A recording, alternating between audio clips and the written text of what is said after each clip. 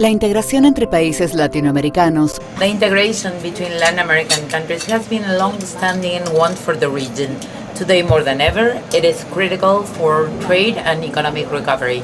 CAF, Latin American Development Bank, presents its report on Economics and Development 2021, Pathways Towards Integration, Facilitation of Trade, Infrastructure, and Global Value Chain. A document that addresses the different causes of the low level of regional integration and proposes concrete actions to facilitate trade, promote physical infrastructure, and productive integration. Visit www.sciateca.caf.com to download the Economic and Development Report. CAF, Latin American Development Bank.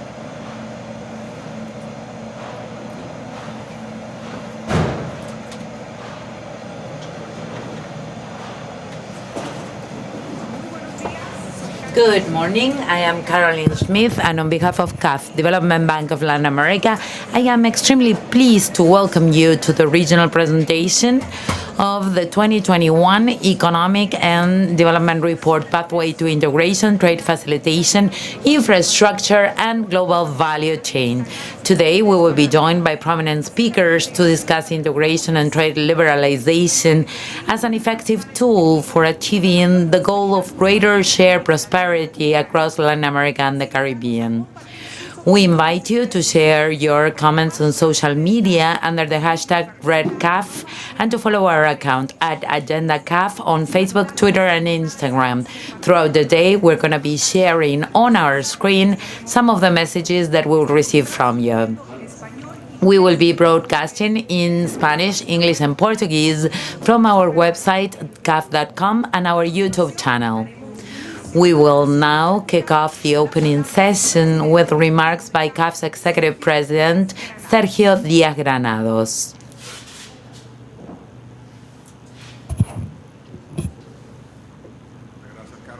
Thank you so much, Caroline.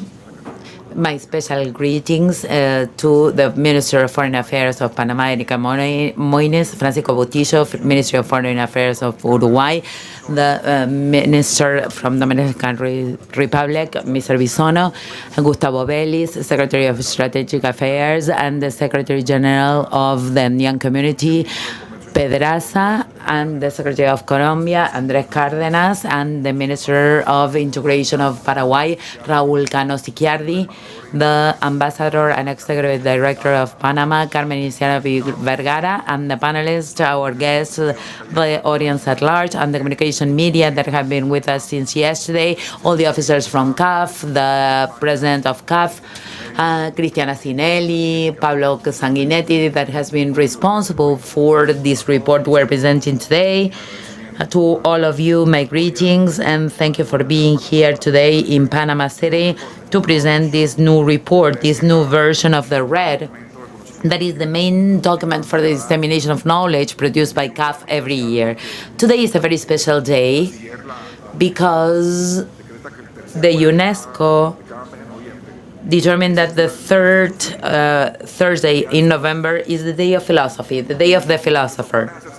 And to do philosophy is to ask oneself questions. That is the very definition of philosophy. And what the RED report does is to ask questions and to try to respond to those questions with science, with knowledge, with numbers. On page 21 of our report today, we have some of them, and I'm going to go over them very quickly because Pablo will have to address them and to say what he has found in the report. But look at the questions. What have been the main causes of this poor performance? Talking about interregional trade. What aspects related to the cost of international trade have not been duly corrected by these nations through the actions implemented over the last few years? And that was especially painful for me because I was the Minister of Trade for Colombia for 3 years, so it was like a stab in my heart. Why is there such a low level of trade in the region that has to do with the low participation of the region in global value chains? Imagine this question after COVID with all the ruptures in our trade networks. Where does Latin America stand? What policies can we apply in order to promote greater integration across the different productive sectors in the region? What do governments need to do? What are the different institutional conditions that affect or impair the progress of greater integration policies. And these are just 5, and there are many more in the report. But what's important is to try to find the answers, not only in this report, but in our daily lives. We're facing a huge challenge, the challenge of integration. That is the greatest challenge for Latin America. And integration has a lot to do with understanding that integration alone can effectively help to address many of the problems throughout our region. We are coming from very dark times. We've had almost a 15-year-old setback as a result of the pandemic, but the region was already doing poorly in 2019. We're already complaining about our low performance, about the low productivity for over 40 years. So these questions were already there.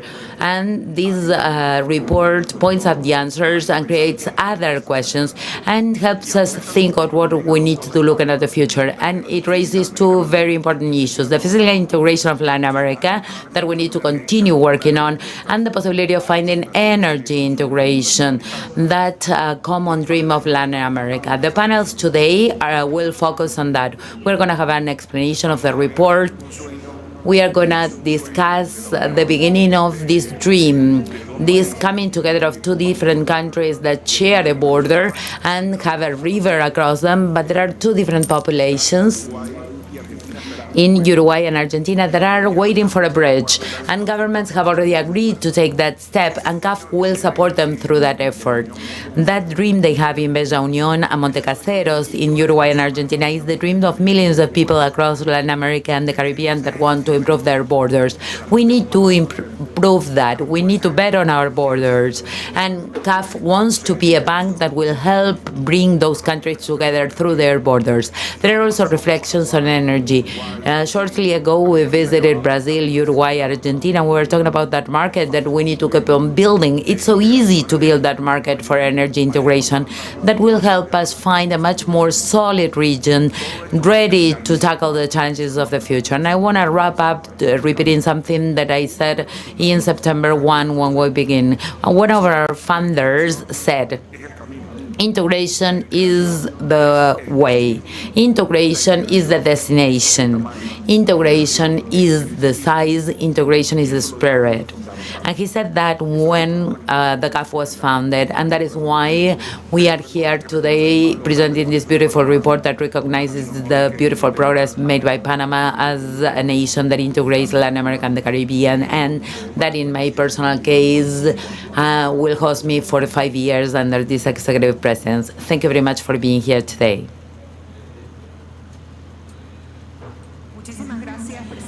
Thank you so much, Chairman, for your opening and reflection words. We will now welcome Ms. Erika Moines, Minister of Foreign Affairs of Panama, that will be with us today. Welcome.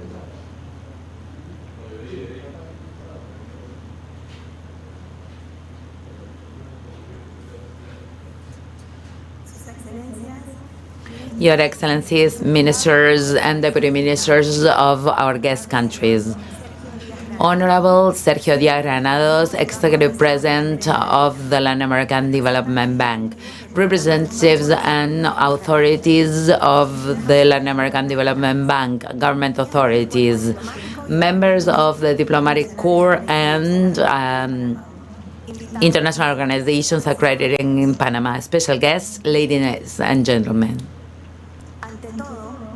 First and foremost, I'd like to welcome everyone that has joined us today and thank the CAF for this opportunity to be a part of this presentation of the Economy and Development Report for 2021, focused on trade facilitation, infrastructure, and global value chains as the key elements to promote regional integration. I would also like to thank the new Executive President, Sergio Díaz Granados, for his recent election, because I'm sure that the CAF will have renewed forces to take us into economic recovery, and he will play a key role in this process. Ladies and gentlemen, the countries of Latin America and the Caribbean have turned out to be the region most hit by the COVID-19 pandemic. There's 8% of the global population, 35% of the casualties. We've done very poorly. And although we've received the same blows from a common enemy. We have fallen short of responding to it by getting together in order to mitigate the effects of this unseen crisis. This pandemic has forced us all to have the same agenda that we have been unable to resolve as a region. Not even with the sensitive issue of purchase and distribution of vaccines. And although comparisons are generally hideous, they are unavoidable and they are striking. Faced with the multiple initiatives for regional integration, CARICOM, ALADI, CELAC, Mercosur, SICA, that sometimes overlap and compete so much so that they turn useless because of lack of consensus, we should look at other initiatives such as the European Union or the African Union as more effective political exercises and also economic and socially. The ideological polarization is becoming an obstacle to materialize the actions of that our peoples need in this craved path to sustainable development. And faced with a cynical proposal that we have a leftish country and right-wing country that cannot talk to one another, we need to remember that there's poverty in all countries, right-wing and left-wing, and that the pandemic has hit us all alike. So we still have time. Differences can be overcome to reach an agreement when there's a common goal. In our case, it should be development for survival. Regarding the topic that has gathered here today, let me focus on some of the topics that we need to address as a region strategically in different interdependence hubs. We need to start unlearning and adapt in order to grow. That historical bet on offshoring has become historic, as I said, and it does not prove to be the more profitable or the more attractive alternative. The new world order has created a space for Latin America to take an active role as a strategic partner in order to present a nearshoring proposal where many countries in the region are already working. In our region, we have similar time zones, and the proximity allows customers to travel in order to start recovering that physical contact. There's greater cultural affinity, and we share the same language. Anyhow, we have a platform a mature platform for services that is mature and low cost. Our governments have understood the importance of technological development so that they have invested in order to promote it. On our hand, we've worked actively with the CAF, implementing programs for public policies and different initiatives planned at the national level, focused on the digital transformation of the state and economic development based on knowledge, connectivity, and digital inclusion. It is in that context that Panama, together with Costa Rica and the Dominican Republic, have set up an alliance to strengthen democratic institutions. This three-party bloc seeks to promote green, sustainable, and resilient development across our countries to foster economic growth under the umbrella of democracy, respecting human rights and sustainable development goals. Ladies and gentlemen, Panama offers unique advantages that promote the security of a global value chain.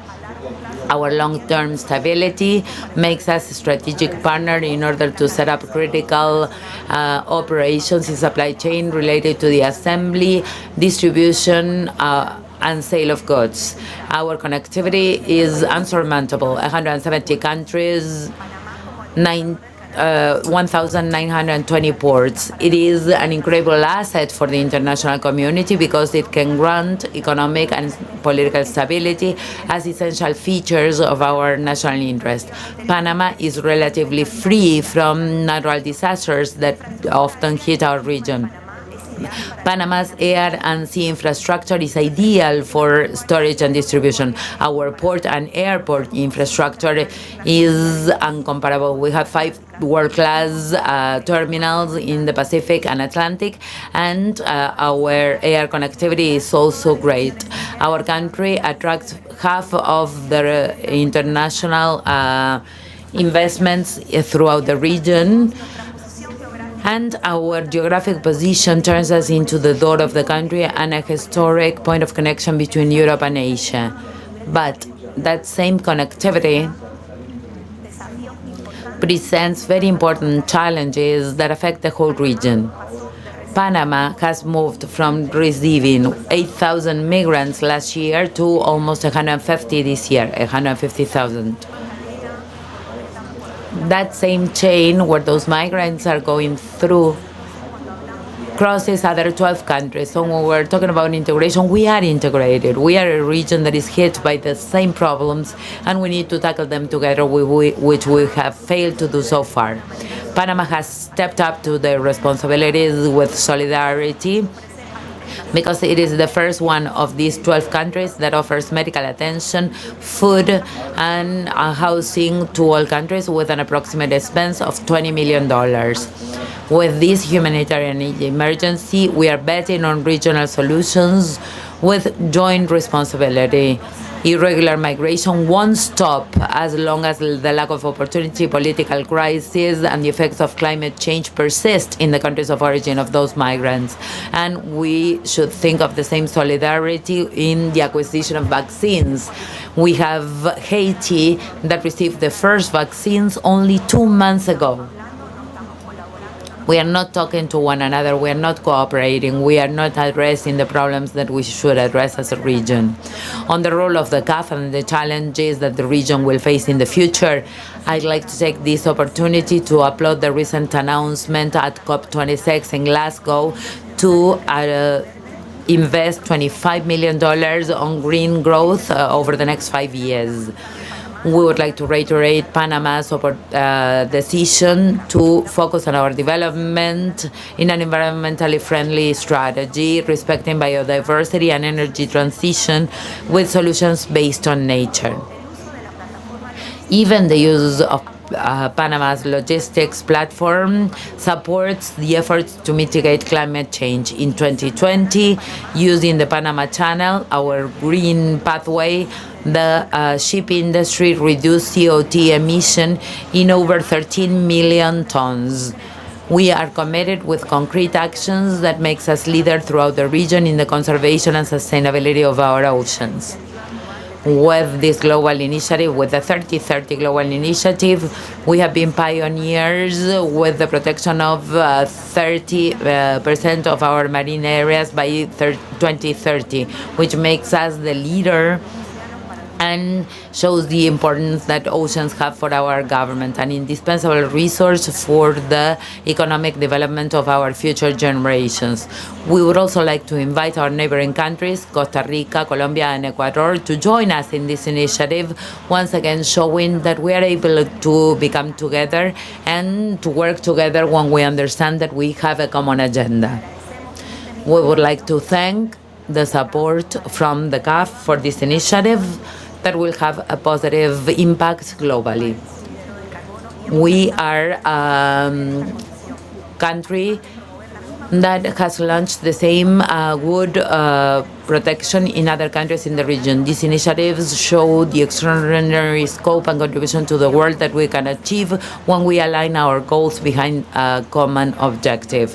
Ladies and gentlemen, the time has come for us to come to an agreement, to raise our eyes and look beyond our borders and to operationalize the regional platforms at our disposal. Let's focus on our strengths in order to overcome our weaknesses. We cannot have another crisis like this find us divided. Solidarity should be the distinctive feature of our regional strategy. To wrap up, I would like to thank once again President Díaz Granados for this valuable meeting that will surely lead to others after the creation of the headquarters in Panama. And once again, I would like to reiterate our willingness to engage in productive dialogue for the development of our countries, our region, our peoples. United, we will be able to drive the transformation that the future demands from us. Thank you very much.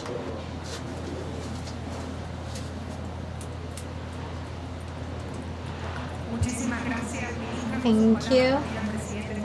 for your words. Those were the opening words, and now we will start with the submission of the report of Economic and Development 2021 Pathways for Trade, Facilitation, Infrastructure, and Global Value Chain. To begin with, we have prepared a video about the report which will be shared now. Which are the main challenges that Latin America and the Caribbean face in order to reach a greater level of integration that fosters productivity and the well-being of our countries? In spite of the opening measures that some countries have implemented in the last few decades, there are still great opportunities, room for improvement to promote regional trade for the benefit of the population. How effective have been the tariff and non-tariff barriers reduction in order to foster trade, regional trade? They have reduced the tariff barriers in Latin America and the Caribbean. 85% of trade is freed. However, these measures have not led to a growth in intraregional trade, which is still 15% of total exports since the 90s, in contrast to 60% reached by Europe, and in North America it's 45%, and in the East and Southeast of Asia 35%. The physical proximity of the countries, how this impact in their trade integration? Well, distance affects negatively the commerce inside the Latin America and the Caribbean than in Europe or the Southeast Asia. So there are other costs related to customs and the borders and transport infrastructure, which is also relevant. These factors and the regulations that affect productivity explain the low participation in global value chains, which in turn reduces trade inside Latin America. How is commerce and trade compared to Latin America and the Caribbean with other trade blocs? Participation of Latin America in global exports did not grow since 1980s, and the values were approximately 5%. This contrasts with other regions, developing regions such as Southeast Asia, which had a participation from 3.5 to 7.5% in that same period. RED proposes an engineering for the integration of Latin America and the Caribbean, initiatives that may streamline custom proceedings and border proceedings. These measures could be fostered if they are adopted within the agreements that already exist in the region. Investment in infrastructure in order to improve physical integration between countries, including energetic integration. Fostering regulations, national and regional regulations, which foster integration between the economies and the participation of companies in global value chain. In the last 25 years, CAF has financed 86% of physical integration with a total contribution of $32 million, out of which 39% belongs to direct financing by CAF. These integration processes are essential for trade recovery and the development of our economies.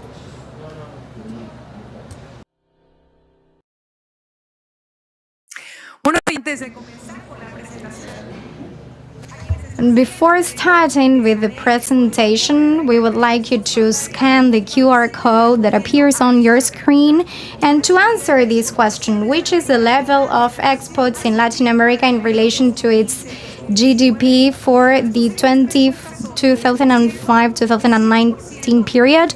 The answers are 10%, 18%, 25%, and 29%. This question will be available for your answer during the next 30 minutes. We invite you to participate and we will reveal the correct answer. You can share your opinion in your social media with the hashtag RedCAF, and you can follow our agenda in Twitter and Instagram. And in order to present the report, we have Eduardo Zarowski and Liana Luke chief economist of the National Bureau of Economic Research. He is doctor in economics by Harvard University, and he is economist by the University of Buenos Aires, and he has a master by Harvard University, and he has Liana Liu has a PhD in economics by the University Carlos III from Madrid, Master of Economics by the same university, and he is a graduate from the University Nacional of Córdoba in Argentina, and he is focused in economic development and international trade in emerging economies. Welcome, and Ernesto, you have the floor. Thank you, Caroline, and thank you to the audience. Since 2004, CAF presents its economic and development reports, which do not only study topics that are relevant for the economies of Latin America and the Caribbean, but also proposes concrete policies for the development of our region. On this occasion, we are introducing the Red Report 2021, Pathways for Integration, Facilitation, and Global Value Chain. And this study finds that even though the reduction of non-tariff barriers and tariff barriers have led to an increase in the trade in our region, this increase has not been as expected, and they have been under the impact of the initiative that we expected in our countries. In particular, these measures could not increase trade within the region. Apart from studying the causes of this performance, a report proposes 3 specific areas of policies in order to achieve a greater insertion and regional and global integration, facilitating trade, investment in physical infrastructure, analyzing in particular energetic integration. CAF seeks to support the countries so that the productive integration of the countries and trade can constitute a tool in order to have shared profits in Latin America and the Caribbean. I leave you with Liana Liu, the principal economy of and editor of the Red Report, who will present our report. Thank you, Ernesto. It's a pleasure to introduce this report 2021. I would like to thank you, those who are physically present and those who are with us via streaming. The first question we make to ourselves: why is integration so important? It's because it allows countries to expand their markets and to sell their products and buy inputs. It also fosters profits and scale economies, and it also helps firms to innovate and to participate in local commerce and local trade, and some other companies that also spill knowledge in the companies of a country. This also drives productivity and the well-being in the economy. So regional integration can be a driver of this integration. Why? Because it has productive integration. Global value chains are very important, and once tariffs are reduced, other trade costs such as the borders, cost and transport fees are more visible, and the advantages of the physical proximity become greater. So the region has had this into consideration, and it promoted several agreements within the regions, and this has led to decline in the tariffs. These are the tariffs set in the countries from 12% in 2000 to 7% in 2018. Even though we have had a significant decline, the levels are still higher than the OECD countries, and this is explained not because we should keep on reducing tariffs within the regions, but because the tariffs that region charge are still high. So we have room for improvement, but we have moved forward. But what has been the effect of these measures in the regional and global trade? Well, as Ernesto was saying, the openness level, and one of those are exportations and imports in relation to GDP, are from 25% in 1984 and to 39%. And if we analyze the participation of exports, we see that this is remained equal since the 80s. 4% for Latin America and 5% if we include Mexico. And if we compare this to other regions, in developing regions, we can see that in the Southeast Asia we have passed from 3.5 to 7.5. So what is behind this stagnation in the global trade of the region? Well, what we think is that these levels or these measures have not had an impact in intra-regional exports, and in the last 5 years, in the 90s, we can see in the graph that it's 20% below, and in the regions, the reference regions are above 30-40% for Europe. So with the passing of time and with the signature of these and the entering into this agreement, this has not been seen in several regions except for Central America, including which has seen an increase in its trade levels. If we see what happens in Asia, this increased during this period. So what is lying behind this index is that the region does not take part in global value chain, and which has an important regional component. We are measuring the global value chain as the use of exported inputs in the countries, and these inputs can be regional or they can come from other countries in the region, and this is what is measured in this axis.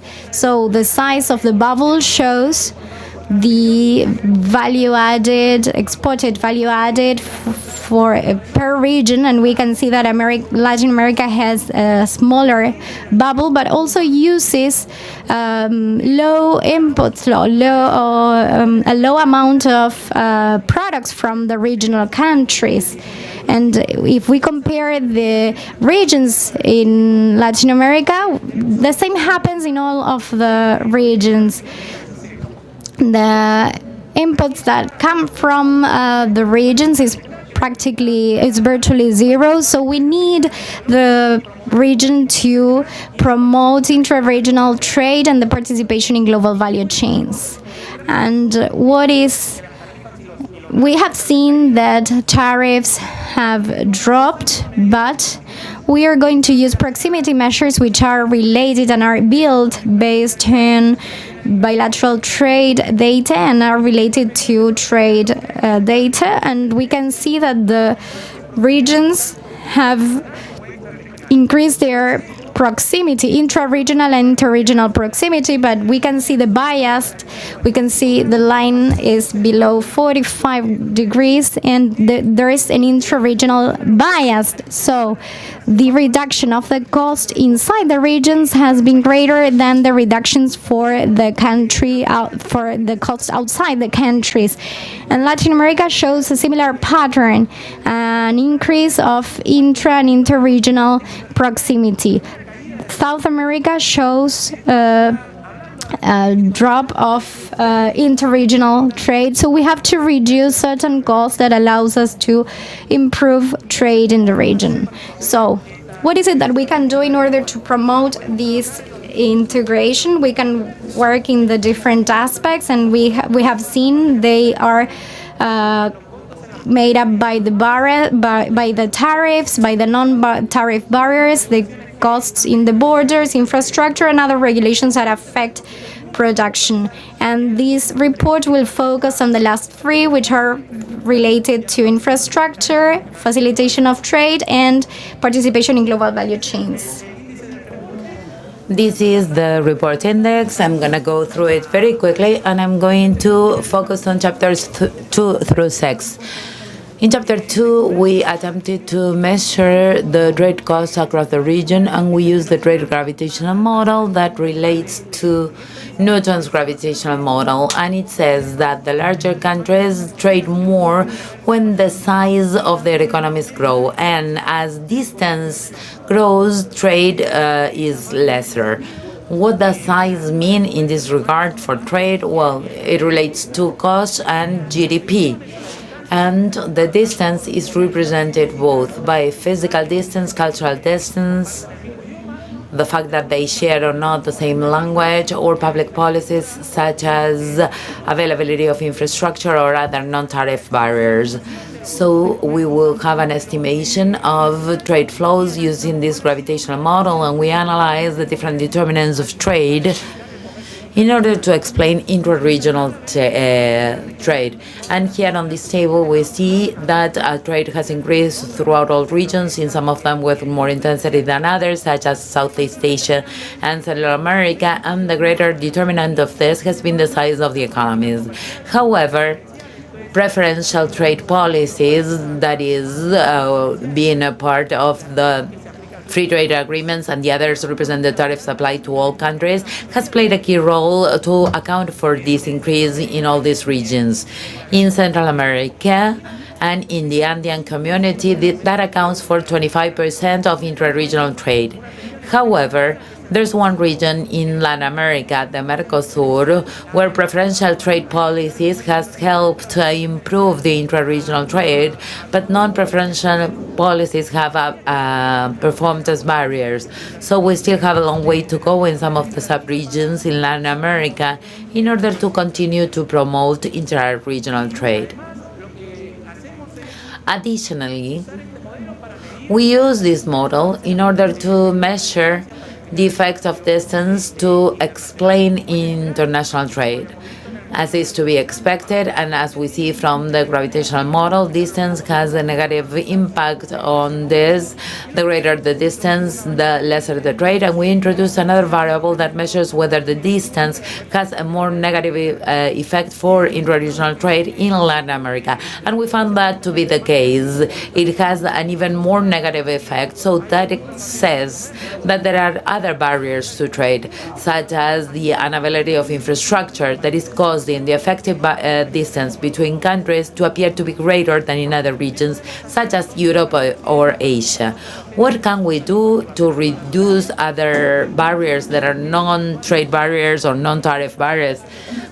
We can try to facilitate trade. What does that mean? To simplify, harmonize, digitalize, and standardize all the different procedures and requirements for an import and export transaction. So there are many procedures that need to be carried out at the border if you want to engage in a foreign trade transaction, and they are very costly, both in terms of money and time. This data is World Bank data that measures the cost of a standard foreign trade transaction. And as you can see, every region in Latin America have time and money costs that are much higher than Canada or the United States or the European Union. So you need to reduce these costs at the border in order to promote intra-regional and inter-regional trade. Another way to measure how well we're doing in terms of facilitating trade, we can use the Trade Facilitation Index that covers 11 different dimensions that relate to trade facilitation, such as the number of documents required, automation, information availability, And here we see that the performance of the region is a little worse than other regions of reference, but the performance of the countries inside the region varies greatly. There are certain regions, such as the Pacific Alliance, where countries have quite a good performance. Costa Rica also has a performance that is quite good, and there are others, such as Bolivia, Venezuela, and Honduras, that still have a long way ahead of them in order to facilitate international trade. What can countries do? What are some of the measures they can implement in order to facilitate trade? Let me cite a couple of them. Some of them are discussed in the report, actually all of them. But let me focus on unified foreign trade windows that concentrate all the requirements applicable to a foreign trade transaction in a single platform. So instead of having to appear before multiple offices or entities, there's one single platform where you can fulfill all different requirements. And this has a very positive impact on trade. Costa Rica has a world-class unified foreign trade websites or windows, and they can take one more step towards the interoperability of these unified windows. So this is one step that the countries within the agreement can take in order to promote trade even further. Another relevant aspect of foreign trade costs is the role of infrastructure. And why is infrastructure important? Because it determines the cost of transportation. And transportation costs are key because are the ones that allow you to take the goods from the place of origin to the place of destination, to carry that through the port of destinations and to make sure that they get to the end consumers. And these costs become even more relevant as tariffs and non-tariff barriers decrease. And here's where geographical proximity can play a key role. If there's infrastructure, the distance can be shortened. But the effective distance is going to be huge if there's no infrastructure available. And what are the different characteristics of this transportation infrastructure? It has a network infrastructure, so if we increase one of the links, that is going to affect the transportation costs for all other links in the network. So it does not suffice to focus on one single link. You need to consider the whole transportation network. Additionally, the transportation network has different modes, maritime, road, railroad, and air transportation. And every means of transportation has comparative advantages in order to carry different types of goods to different places through different distances. So when putting together a transportation plan, these comparative advantages need to be taken into consideration. It's made up of lengths and nodes, so that when there's a road, that road gets to a port, gets to a border crossing, and these nodes are often where bottlenecks occur. So probably improvements to one link cannot be realized because the necessary improvements have not been made at those nodes in order to significantly reduce those transportation costs. Additionally, the quantity, quality, and localization will determine the monetary cost as well and the variability. And why is variability important? Because this is key for productive integration. Companies need to be able to schedule their production, and they need to have assets and goods in due time and manner. And if the information is the infrastructure is poor, they will not receive the supplies they need, and the productive process may be disrupted. Infrastructure has heterogeneous effects across different regions. How is the region doing in terms of infrastructure? For intra-regional trade, if we take CIF and FOB, our costs are still elevated, and they are 15 percentile point higher than the European Union, which points at different costs in the region that prevent us from reaching the trade levels we would like. That is not the case for Central America, but these differences with Europe do not materialize for inter-regional tests. So we've reduced inter-regional costs more than intra-regional costs. And these intra-regional costs may also be determined by the different modes of transportation we use: maritime, railroad, road, or air. In South America, virtually all international trade is done by sea. That is not the case for Central America and Mexico. And in the United States, road and railroad transportation also plays a key role. But road and railroad is key for intra-regional trade, both for South America and for the United States and the NAFTA partners. Road and railroad is the main mode of transportation for interregional trade.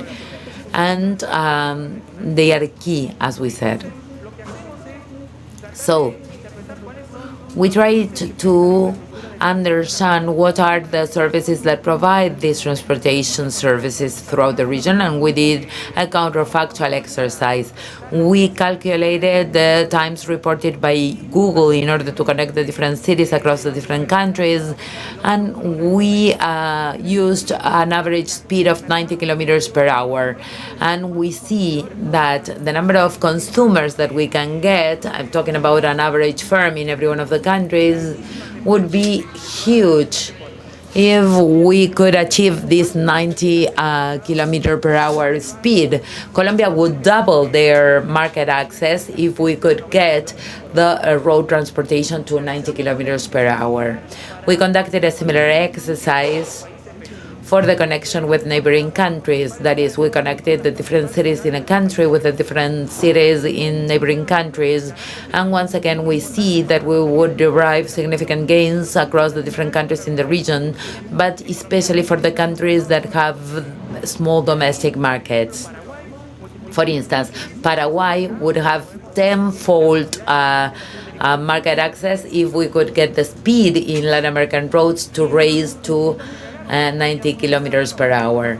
And one more thing, you could ask yourself if it would happen in every country. And we conducted the same exercise in Spain and the United States, and it would be virtually no gain because trucks can already travel at those speeds.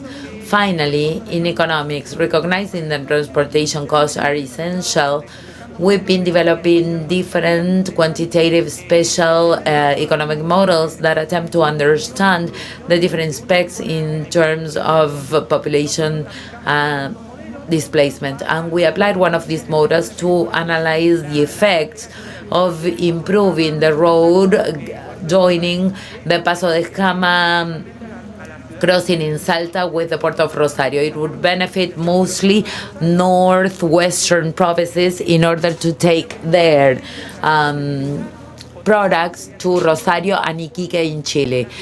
Potential gains would be huge for the cities that are directly impacted by this, with population and production gains. And one more thing that we should take into consideration, and that holds true for most of international trade, is that there would be some cities that may turn out to be losers because they would have their population and production reduced. And in that case, as Ernesto was saying, as the video said, we need to consider the possibility of compensation mechanisms. What can we do to enhance the transportation infrastructure? The investment of the countries is similar to that of developing countries, but the problem is that our economies are poorer. Therefore, the amounts are lesser. And there are two key aspects that become extremely relevant. One is the prioritization of processes.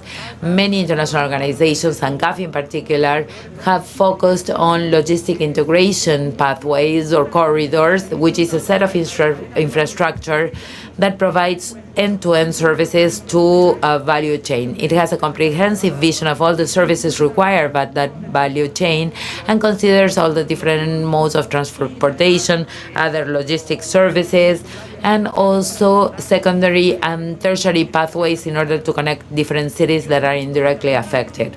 Another key issue is adequate balance between new works, maintenance, and replacement. Maintenance is key because once a work is carried out, in order for the services to be provided by that infrastructure to continue to be optimum, we need to make that maintenance investment. That is in terms of transportation infrastructure. As we said earlier, distance plays a key role in trade, and there are certain regional assets such as energy where distance would prevent trade if distance is great. That is why energy trade is basically regional. What are the benefits of energy integration? Well, on the one hand, it allows economies of scale and gains in production efficiency. It mitigates supply and demand shocks. And finally, it can help us through the transition to cleaner sources of energy. What do we need in order to make sure that this energy transition takes place?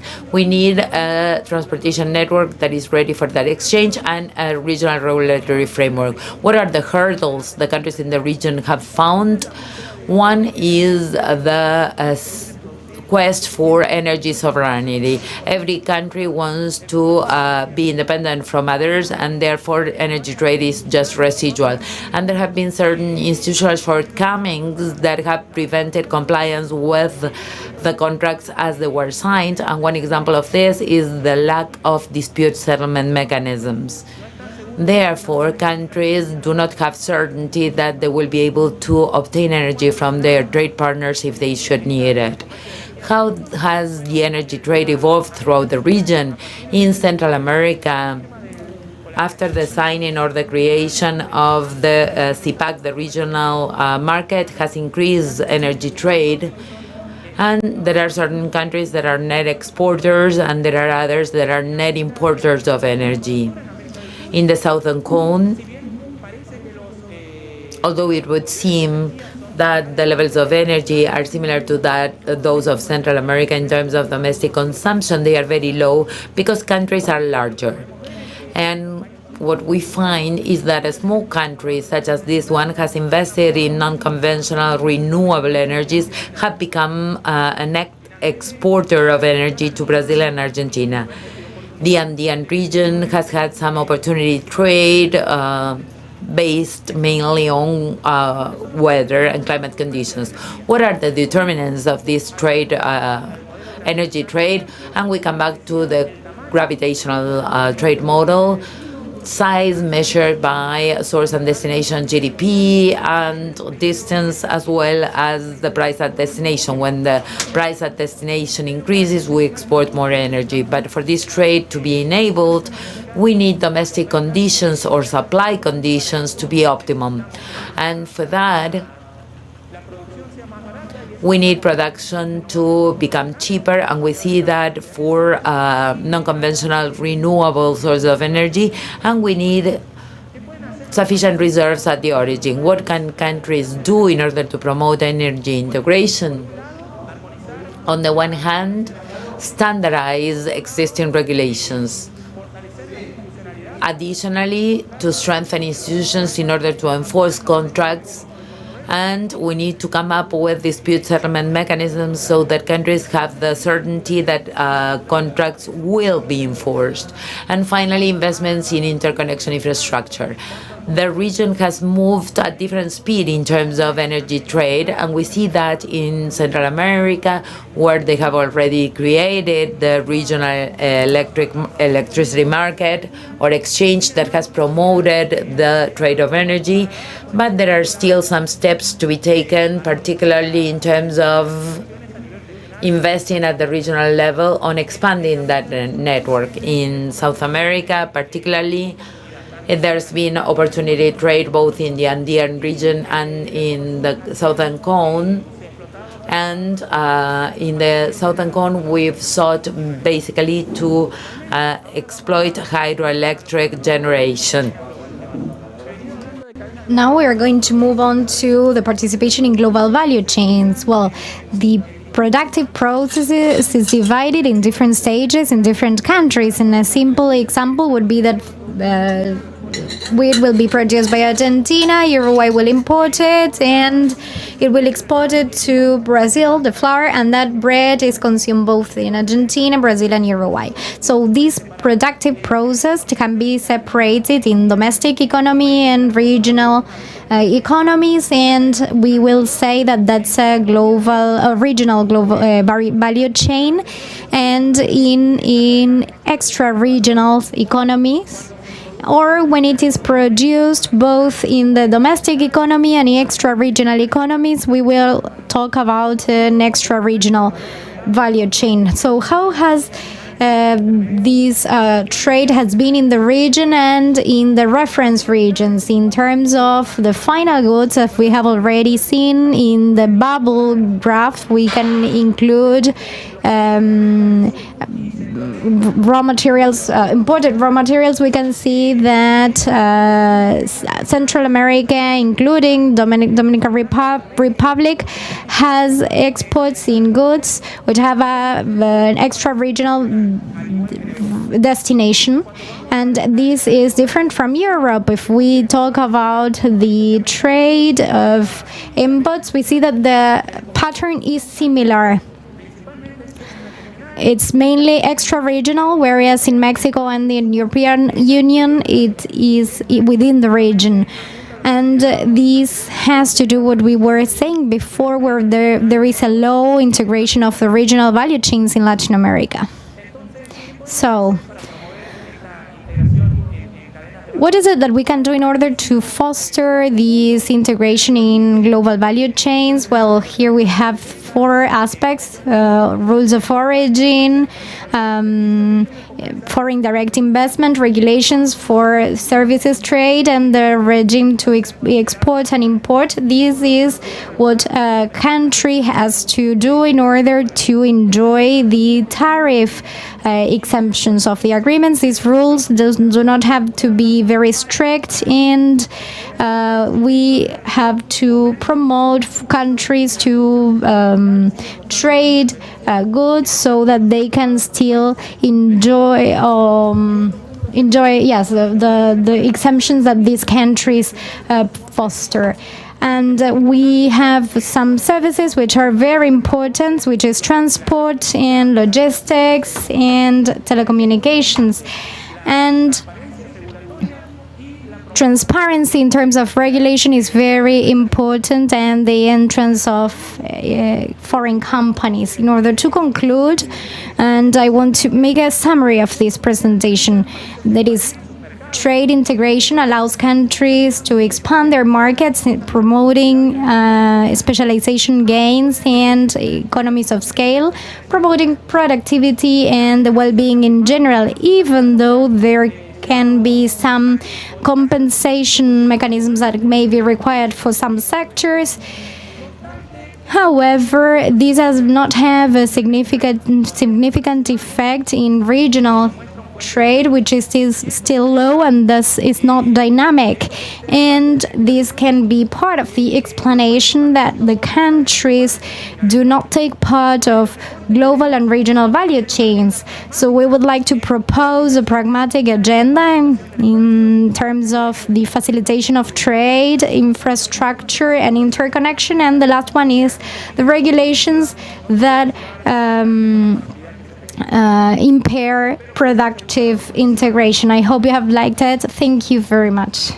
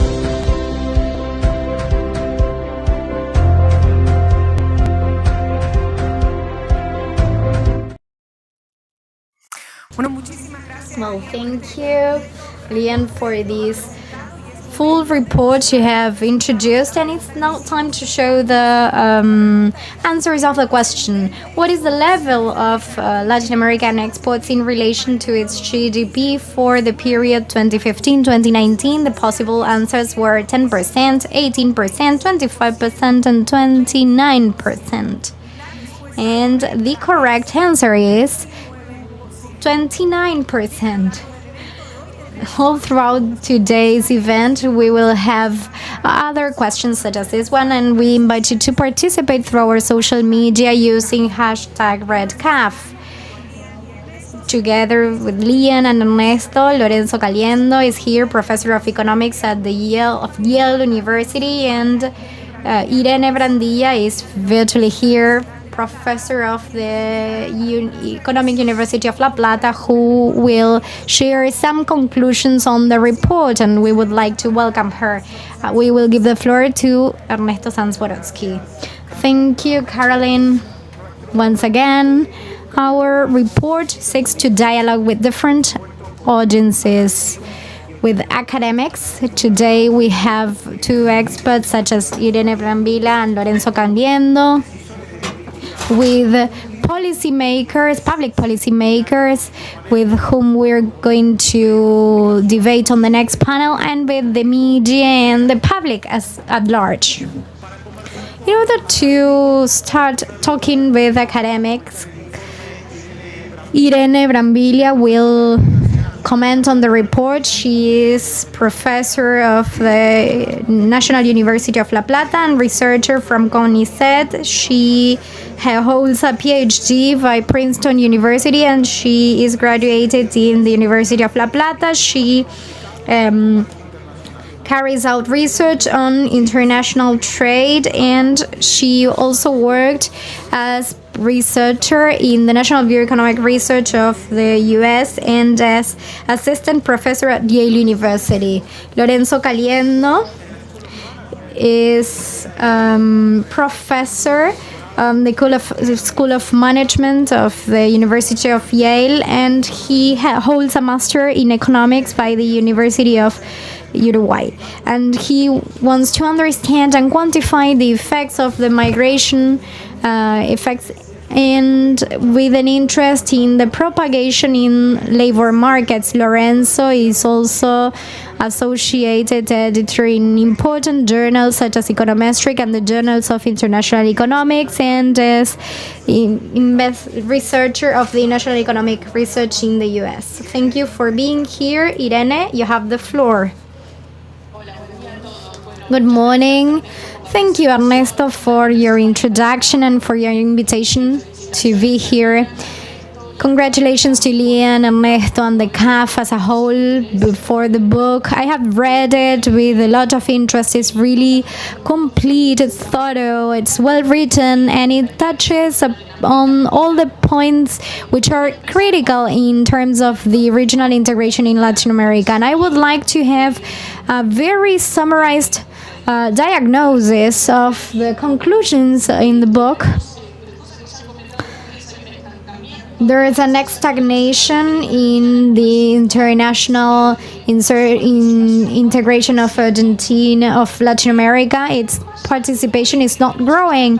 But what calls our attention is that we have a stagnation at the regional level. Regional trade accounts for 15% of the total of the commerce in Latin America. This in spite of the free trade agreements that were entered into. So it's a low regional content. The book touches on different aspects, but summarizing them, the analysis aspects is that we have a high tariff, 6% in Latin America against 2% in the OECD. The infrastructure of road and railroad transport would be better to improve because railroad and road trade is important for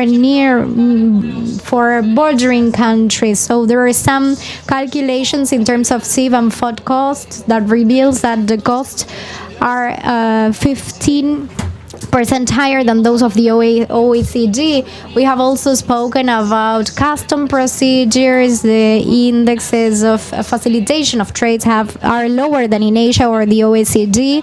We are also posing the topic of energy integration, which is a trade channel which is more significant in the region in terms of plans, not in terms of that. It doesn't mean that it's being done, but it allows us to make fluctuations a little bit more reduced and to leverage the economies of scale and to the participation in value chains, which is associated to multinationals, and those companies are the ones that fragment production between the different countries.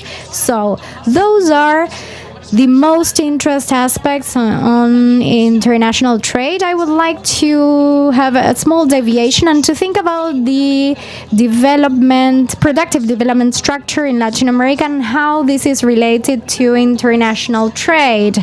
We have to first think in the primary sector. If we look at the imports, the segregated imports in Latin America, if we look at South America, not in Mexico, in South America especially, most of the imports are homogeneous primary products, so they are sold in bulk. So those are the percentages, but they are very high in South America. But if we compare it to Mexico and the United States, those percentages are lower, and the main destination is outside Latin America. So regional trade is low, but the reason is because the structure of economic development of these countries based in primary products that are not traded within the region itself. Now we're going to talk about the manufacturing sector in Latin America, especially in South America. The origin of this sector has been substitution of importations, which are oriented to trying to sell to the domestic market. There are no comparatives or advantages that are leveraged.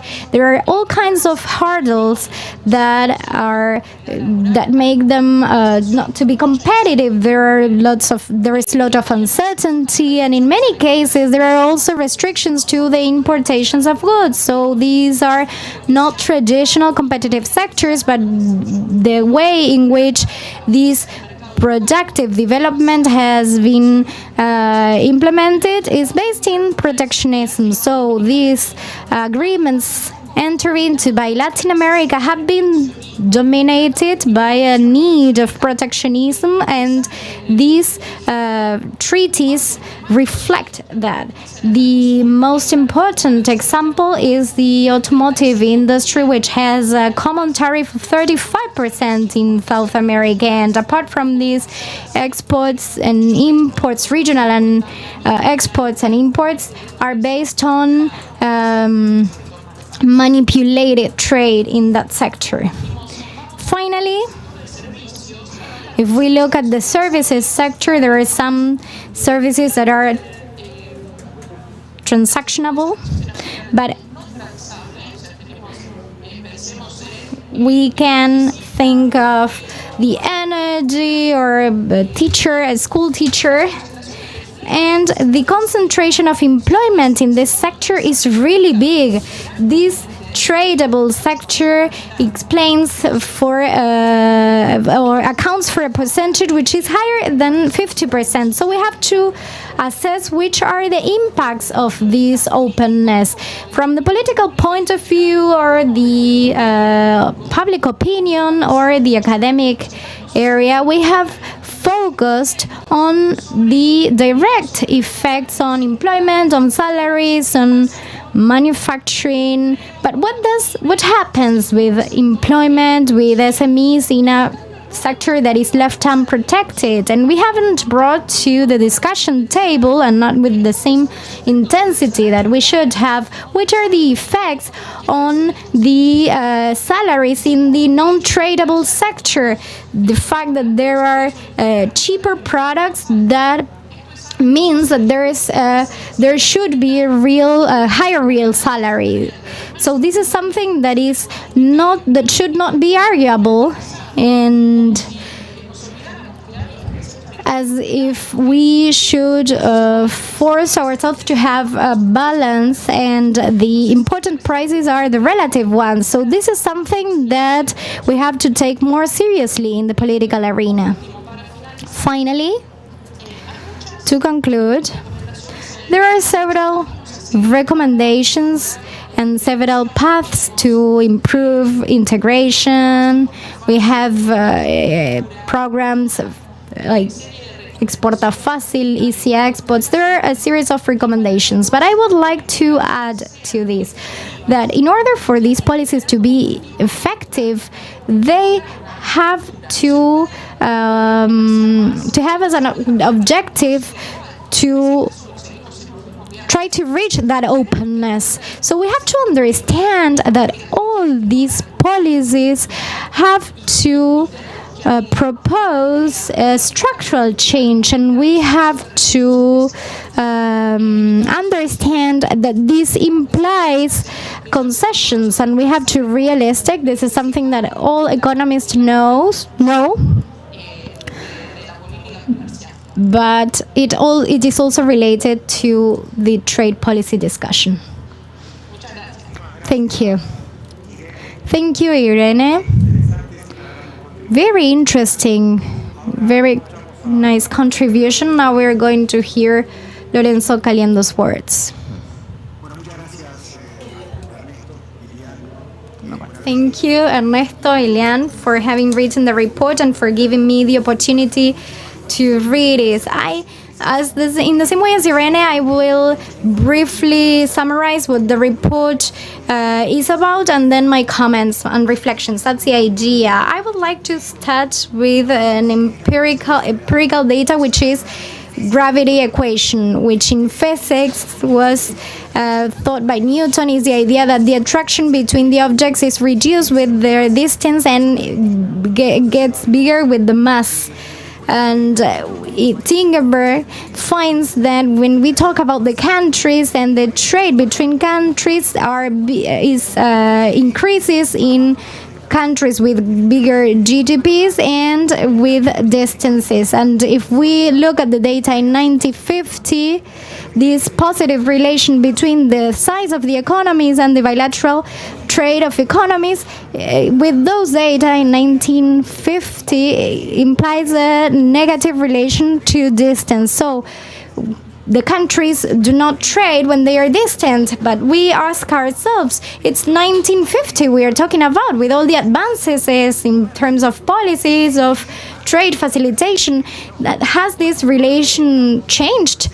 Well, if we look at the data in 1960s, there are more countries, 1970, 1990s, 2000, 2006, and we effectively see that distance plays a key role in order to explain some of the trade. Now, if distance has a bearing, the question that the report asks itself is, why is there so little trade in Latin America? And the report attempts to explain that based on different aspects. One of them has to do with trade policies. The other is infrastructure or lack thereof, or sometimes the integration or lack of energy integration and the low participation of countries in global value chains. So the question I ask myself is whether it is significant or not. Of course it is. And the hypothesis of the report is that the greater regional exchange would supplement or support a global expansion. So the report proposes policies that seek to promote the exchange of regional goods, always looking at increasing global expansion. I would like to congratulate the authors, because I think it's a great report that is going to have a lot of impact, and it's a roadmap for policy makers looking at the future.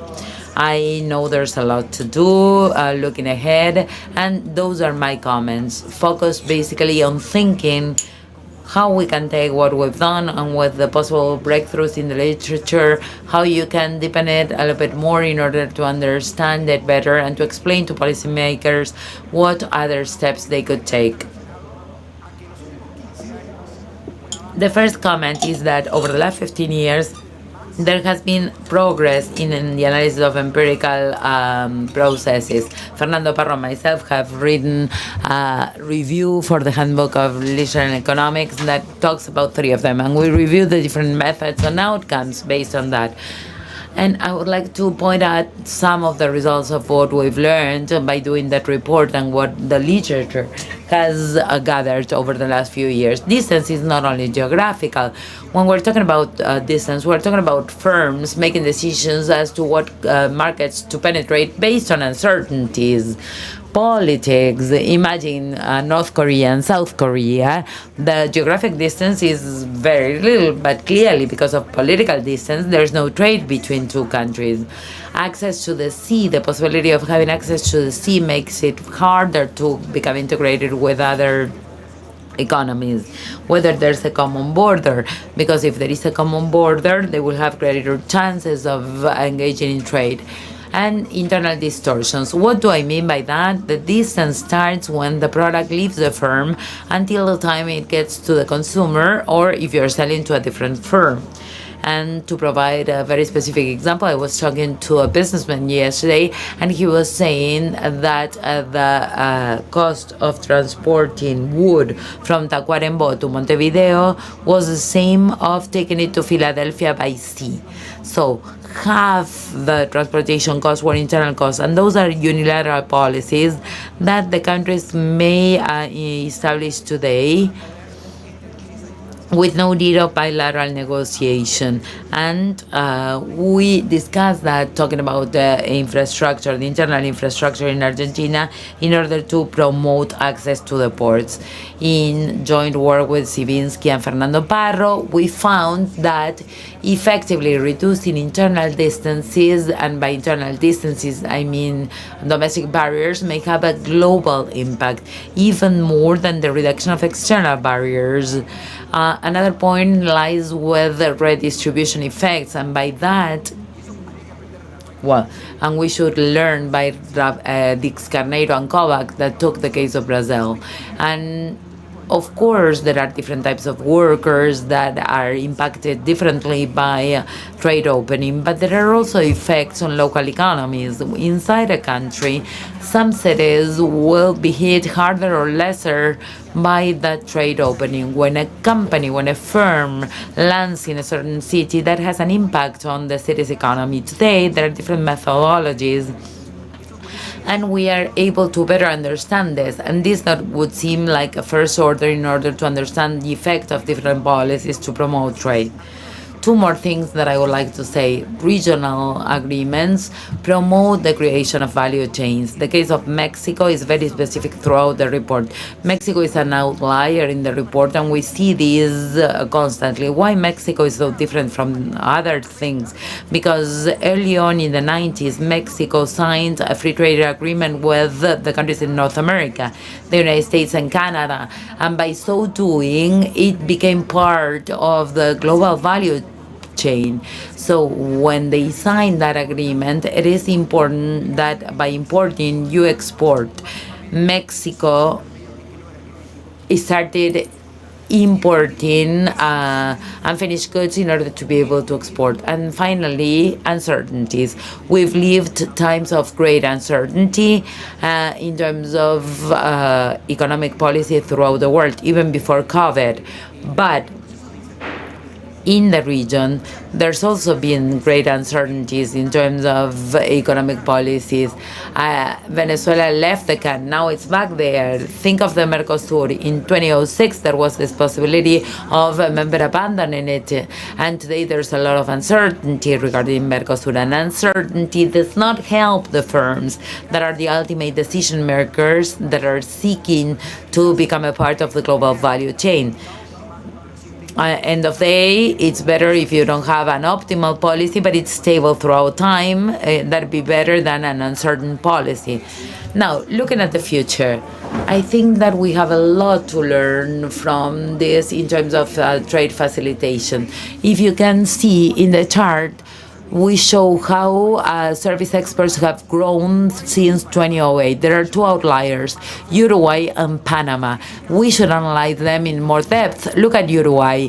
In 2011, Uruguay doubled their service exports. So what were the policies that Uruguay implemented? Does it have to do with any technological changes?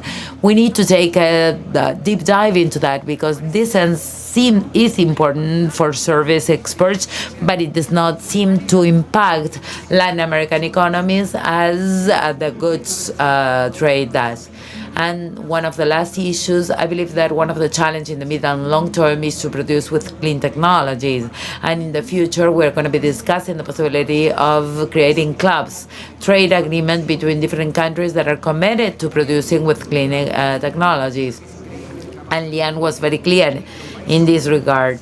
The countries in Latin America have significantly increased the percentage of energy produced from renewable sources. In that chart in red, we see the percentage of energy that was produced with clean technologies in 2011, and in 2019 it's been more than doubled after a decade.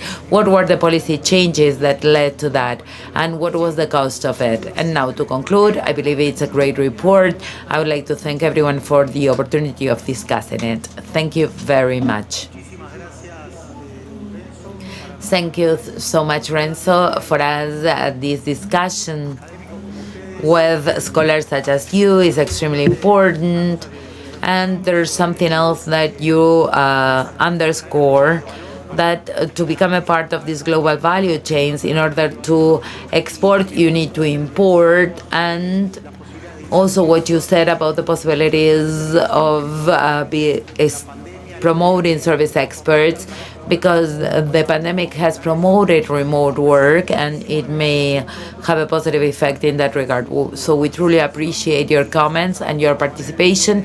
And let's move to the next panel, led by Pablo Sanguinetti, our VP for dialogue with decision makers.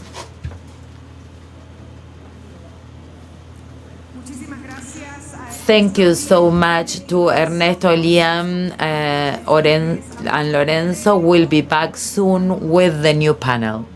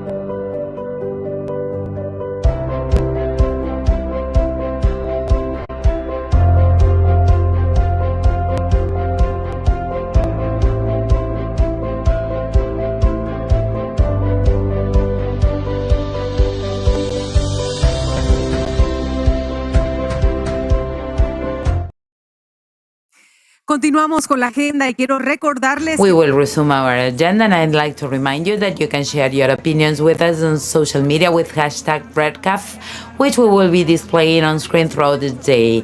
We also invite you to follow our account at AgendaCaf on Facebook, Twitter, and Instagram.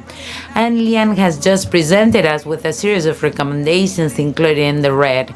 But which of these do you consider to be the most challenging for integration of Latin America and the Caribbean?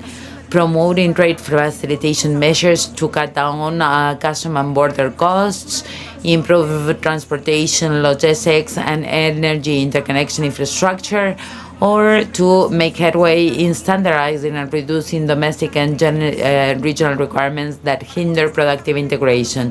To answer this question, I invite you to participate in the latest survey by scanning the QR code that appears on screen.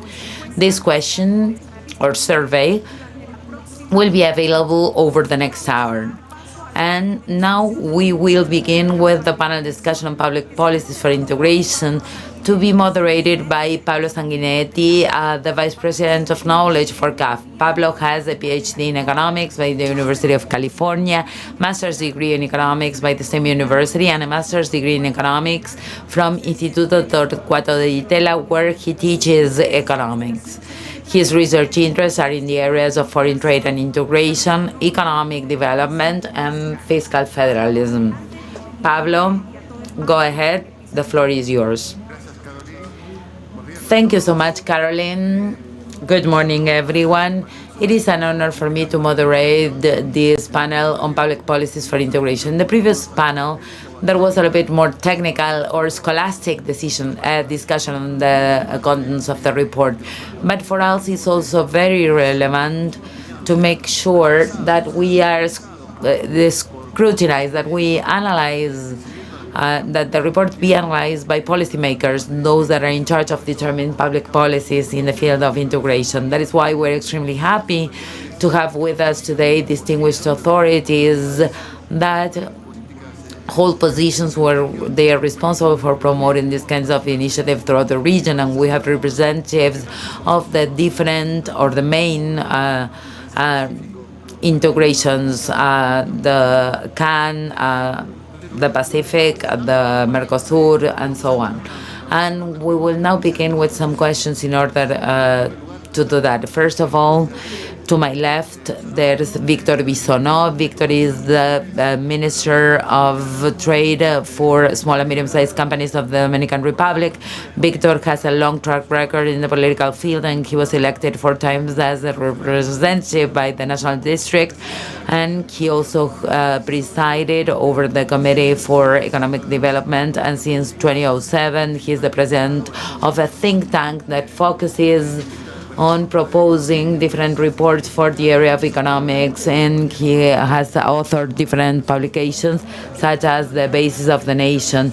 To my left, there's Carmen Gisela Vergara. She's the Executive Director of Pro Panama with over 25 years of experience in foreign investment, foreign trade, business development, and she has a master's degree in banking, a law degree from the University of Panama, and a postgraduate degree from the University of Santiago de Chile.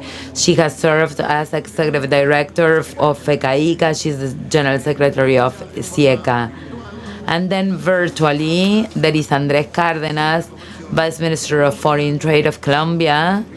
Victor, he stands corrected. Andrés is a lawyer, and he has studied foreign trade at the Complutense University in addition to a master's degree in international arbitration by Queen Mary University of London. He founded the 1493 Abogados firm specialized in business internationalization and startup financing. He has authored several papers and articles in national and foreign editorials on regional trade agreements for investments and investment arbitration. And from Paraguay, there is Raúl Cano Ricciardi, Deputy Minister of Panama. He's an economist and has a master's degree in business administration by the University of Ottawa, specialized in international finance. and Cano Ricciardi was the General Director of Economic Policy and Integration.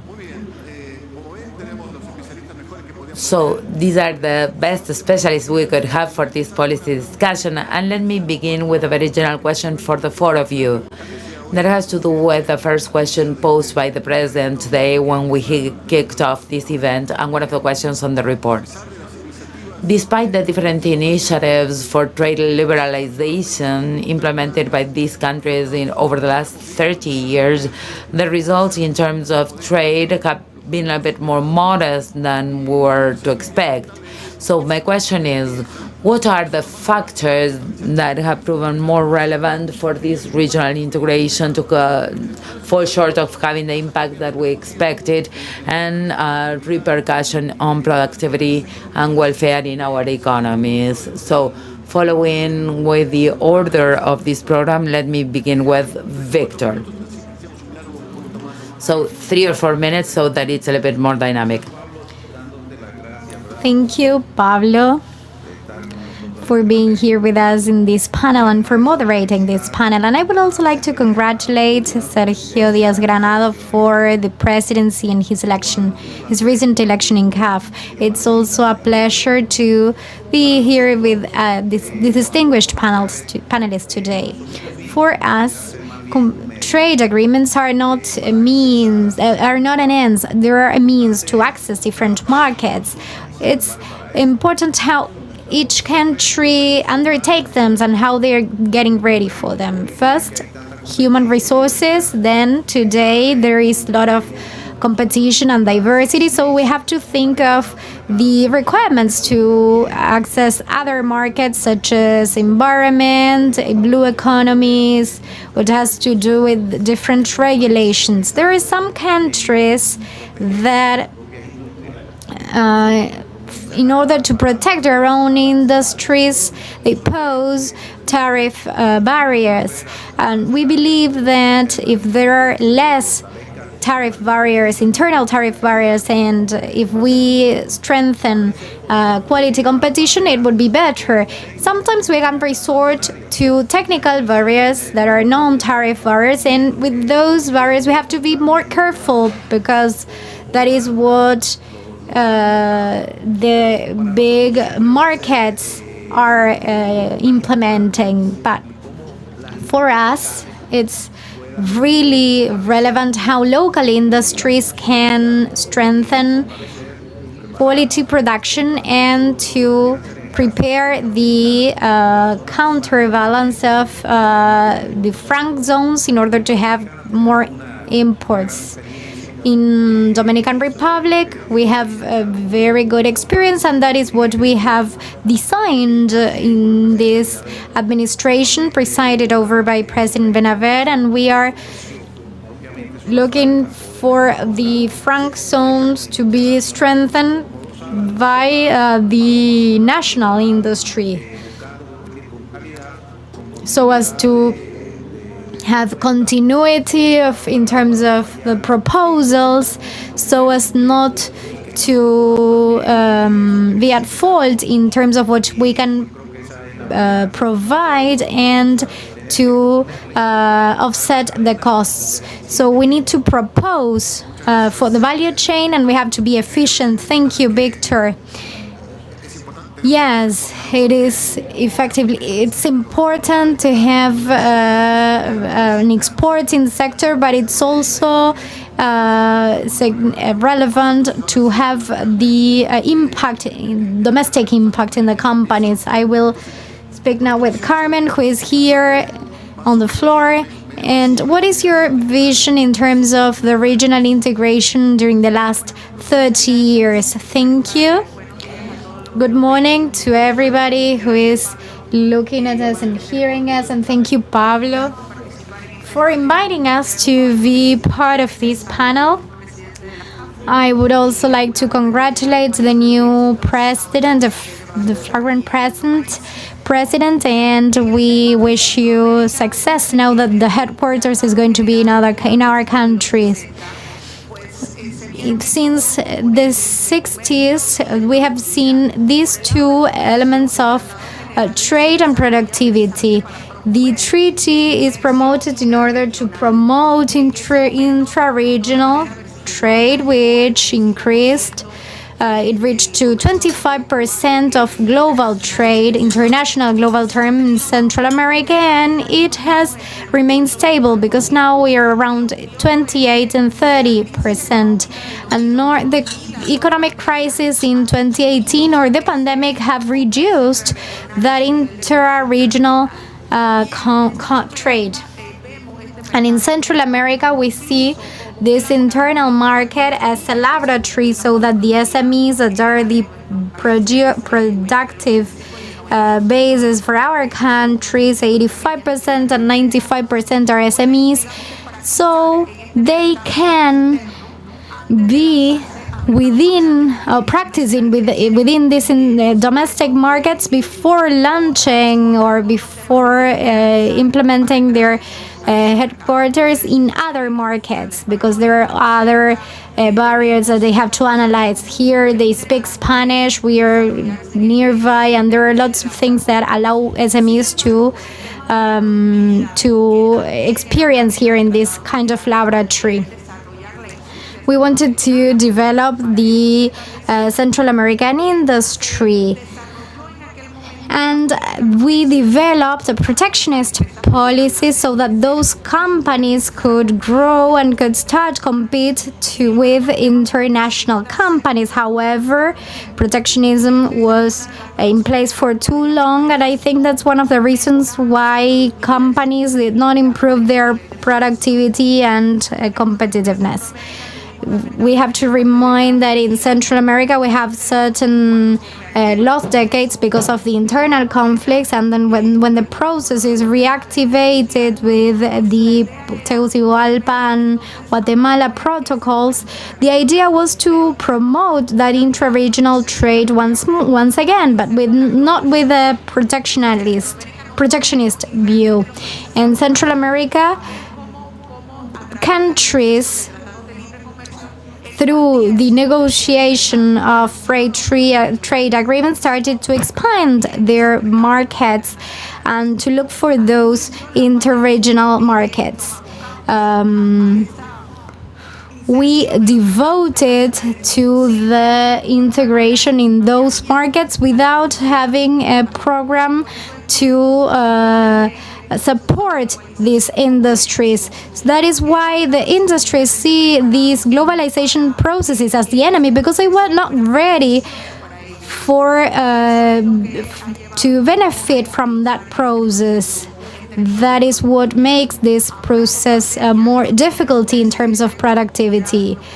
In the aftermath of the pandemic, I think we have a great opportunity to look for cooperation, because Central America has a complementary offer and that can support us in the process of economic recovery of the countries and to get out of this crisis that affected us economically. But if we look at the sustainability as our objective, I think there is great potential for us to leverage such regional proximity. Panama as the logistic strategic point in Latin America is really well placed because of its proximity to our other markets. I think there is a great opportunity and there is space for all, as long as the consensus in the region are reached. Thank you, Carmen. Very interesting, your reflection on how Central America emphasized on the domestic market, but then started with a process of open regionalism, let's call it. So in the second round, we are going to touch on that topic once more. Then I'm going to go to South America, the Andean community, Andean countries.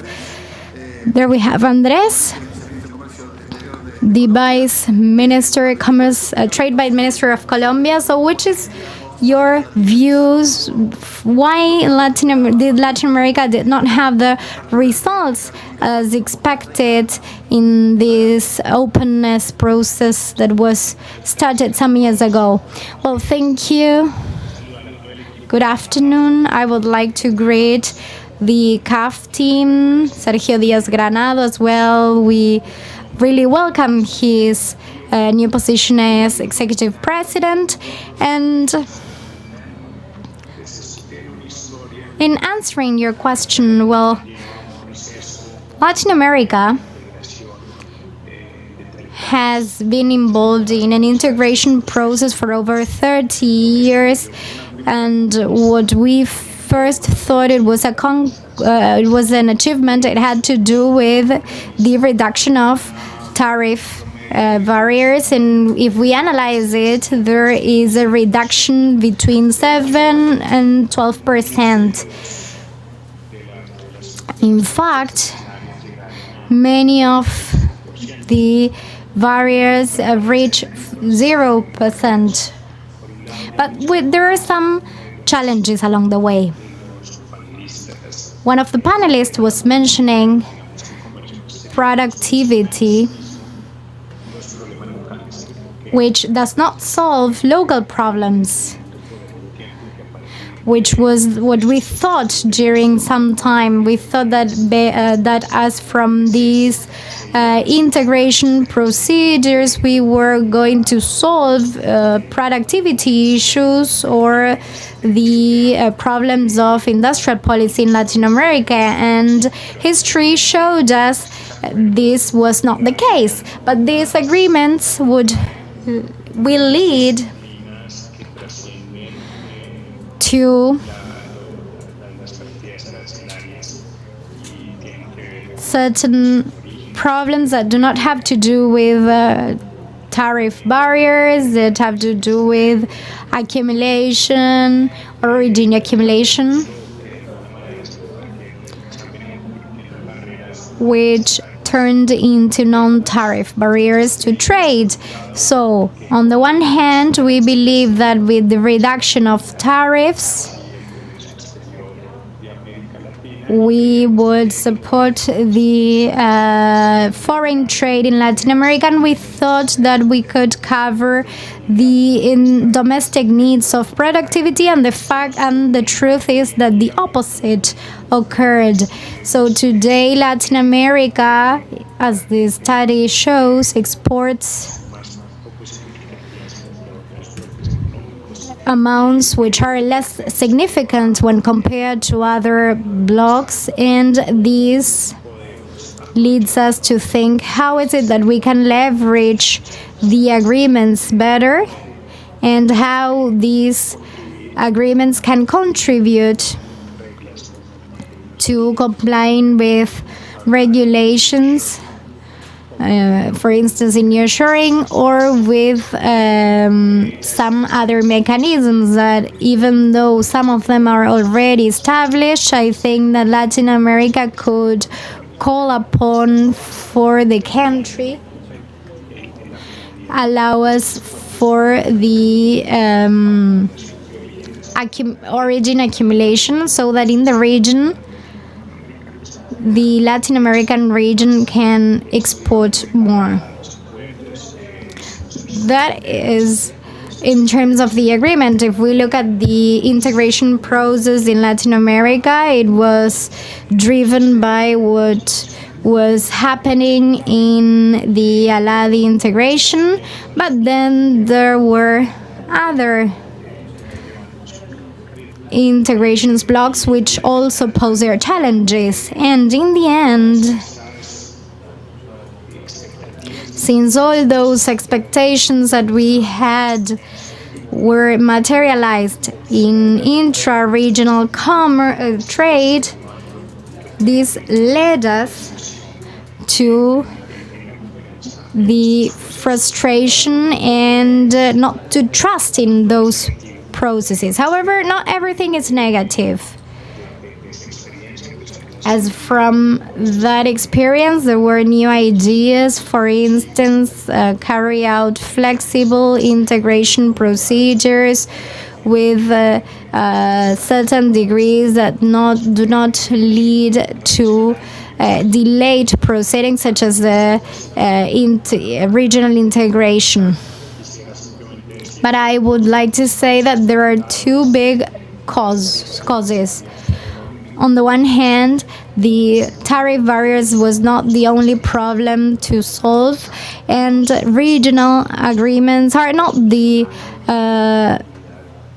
solution for the improvement of productivity of the countries. Thank you.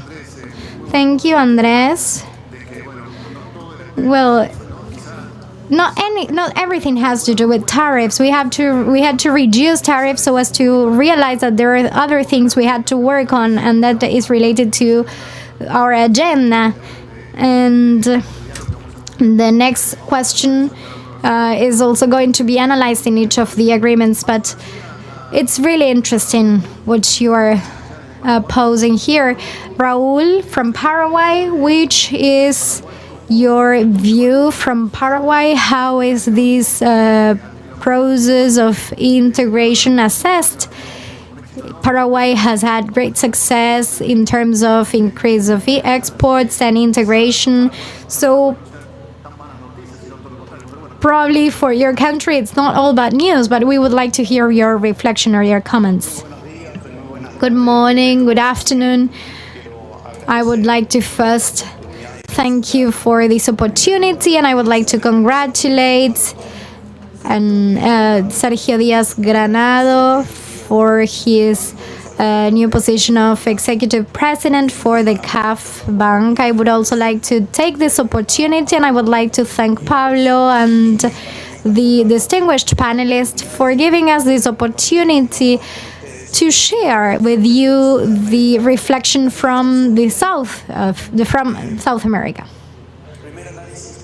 The first analysis is that the integration process in Latin America, especially in the southern cone, started in the 60s with the Free Trade Latin America Association, which was a great initiative. Its objective was to increase trade, but we found that one of the clauses of this multilateral system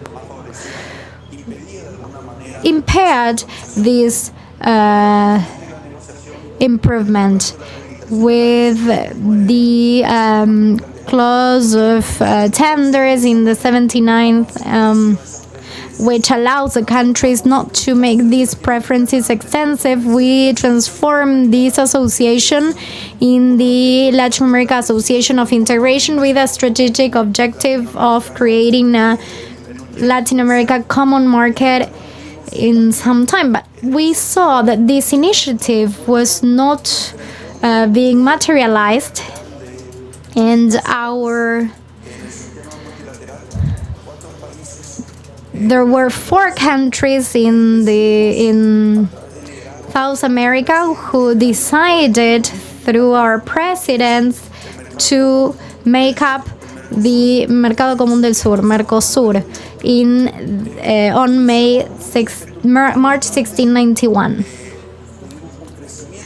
We had relevant growth in trade in the south, and as from 2001 there was a slowdown of this regional trade in quantitative values, but in qualitative values we have intraregional trade, where 80% of our exports are oriented to Mercosur.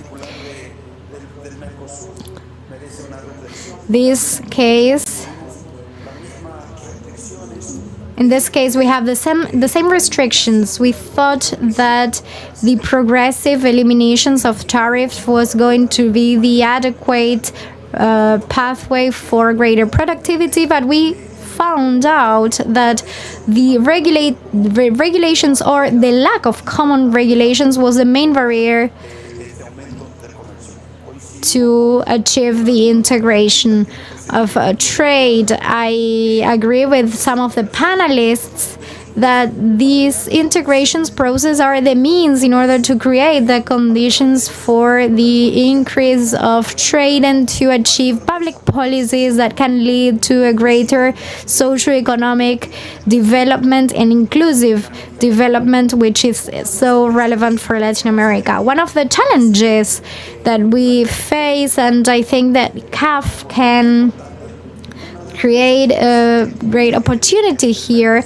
One of the challenges faced by Mercosur is the lack of physical infrastructure. We have lack of physical connectivity. So the nearshoring, as was mentioned by Carmen, the executive director for Pro Panama, is one of the alternatives that we are analyzing in Mercosur. The VARI agreement from 2013, we see it as a very important tool, and we have a negotiation of trade facilitation in 2019. And Mercosur, we thought that the elimination of tariff barriers was the challenge ahead of us, and now the Mercosur is an expanded market, but our trade is not increasing in quantitative terms or in as desired. We need to create the conditions for such commerce, and we need to have the digital connectivity we need so as to attain the conditions for a social, economic, and inclusive development. Very interesting, this history, or this recapping of the integration and the idea of thinking of this process where countries are learning on the way, and which are the things missing, which are the barriers, the hurdles, and we improve the institutionality as well. So it was really interesting. I will go on to a second round of questions, a little bit more specific, taking into consideration that we have representative from each of the agreements, regional agreements. So I would like to start with Andres. Is he there? If not, yes, I'm here. Okay, here you are. So Andres, my question had to do with the fact that Colombia is part of the two main agreements of Latin America, the Andean Community and the Pacific Alliance. Now, as we have said, in both cases, we can see a low level of intraregional trade. So we would like to ask, which are the aspects of each of the agreements that should be reviewed or improved in order to foster trade, and what we were saying in the report, to create more value chains that have global connections. So which is the political agenda that both the CAM and the Pacific Alliance have in order to foster the integration that includes productive integration? Thank you for the question. We have two integration processes that were different at its core. The Andean Community, which arose from a process that wanted to reach to a deep integration and to create a supraregional integration, and the Pacific Alliance, which appears at times where we could see the difficulties in terms of advancing in integration schemes, and we wanted to look for a way, a flexible and pragmatic way of fostering this, and as a forum of investment and for a cooperation agenda between the member countries.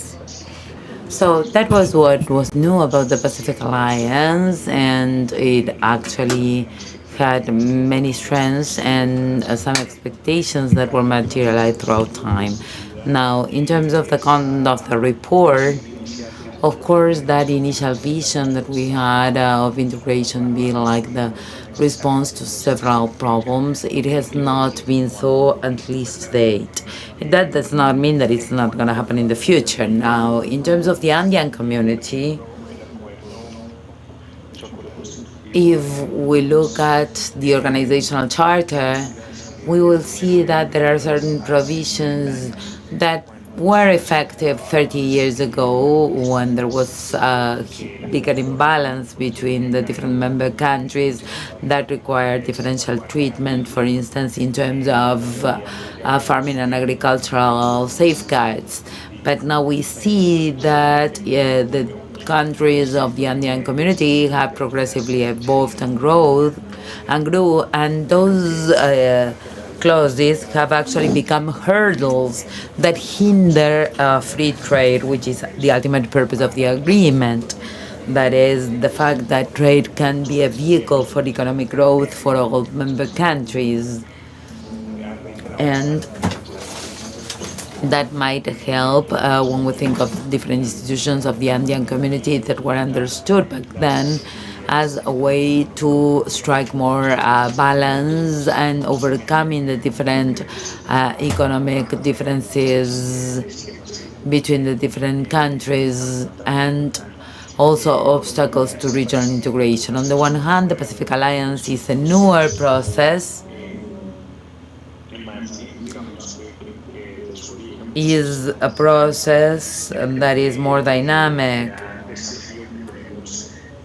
And I believe that the greater challenge for us in the Pacific Alliance is that of understanding and facilitating denomination of origin, because as I said earlier, these non-tariff barriers have become the biggest hurdles to trade, even if we have a common vision or a common objective, or even if our trade partners say that there's a common vision, those technical requirements are becoming the obstacles. And in the Pacific Alliance, we see that although the countries have expressed their will to dynamize this, we need to make sure that we can achieve it with whatever we are seeking at productivity level. So I'd say that these are the two most important features of each one. On the one hand,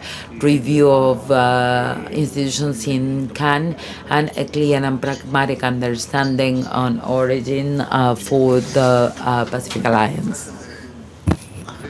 Thank you so much, Andres. This is very interesting. I believe that there are opportunities for lessons learned between the Cannes and the Pacific Alliance, although you're saying that they are pretty different in nature. Every one of them has their own problems, and that can result in different lessons that may be useful for the both of them.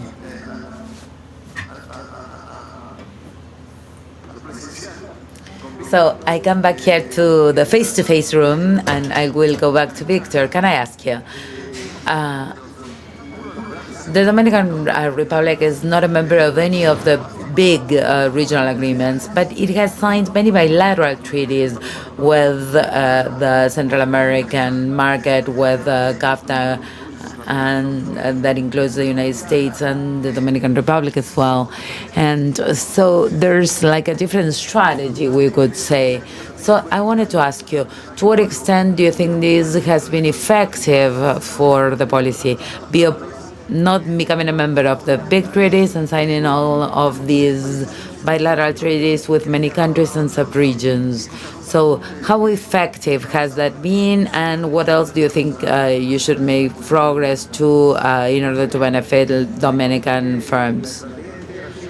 Let me tell you that our strategy for integration began back in the 90s, and it focused on approaching the different countries in the region with development levels that were in tune with ours. And we started negotiations in order to set up trade agreements with the countries of Central America and the CARICOM. Back in that decade, there was unilateral access to the United States and the European market for Dominican exports and to the European common market. Now, by the year 2000, the Central American Treaty, the CARICOM, and another treaty with partial scope with Panama also came into force. As long as we were actively involved in these agreements. Further ahead, the Dominican Republic negotiated bilateral treaties with the United States and the European Community in order to preserve preferential access to these markets in exchange for opening up our market to these two largest economies and the most powerful in the world, and the ones that are responsible for the FDI that started to flow into the Dominican Republic.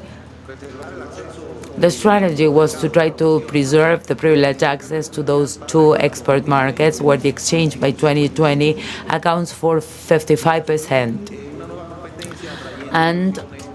And getting into a new competition with investments from throughout the world that we can benefit from because of the easy access to the United States and the European Union by the Dominican Republic and our geographical position.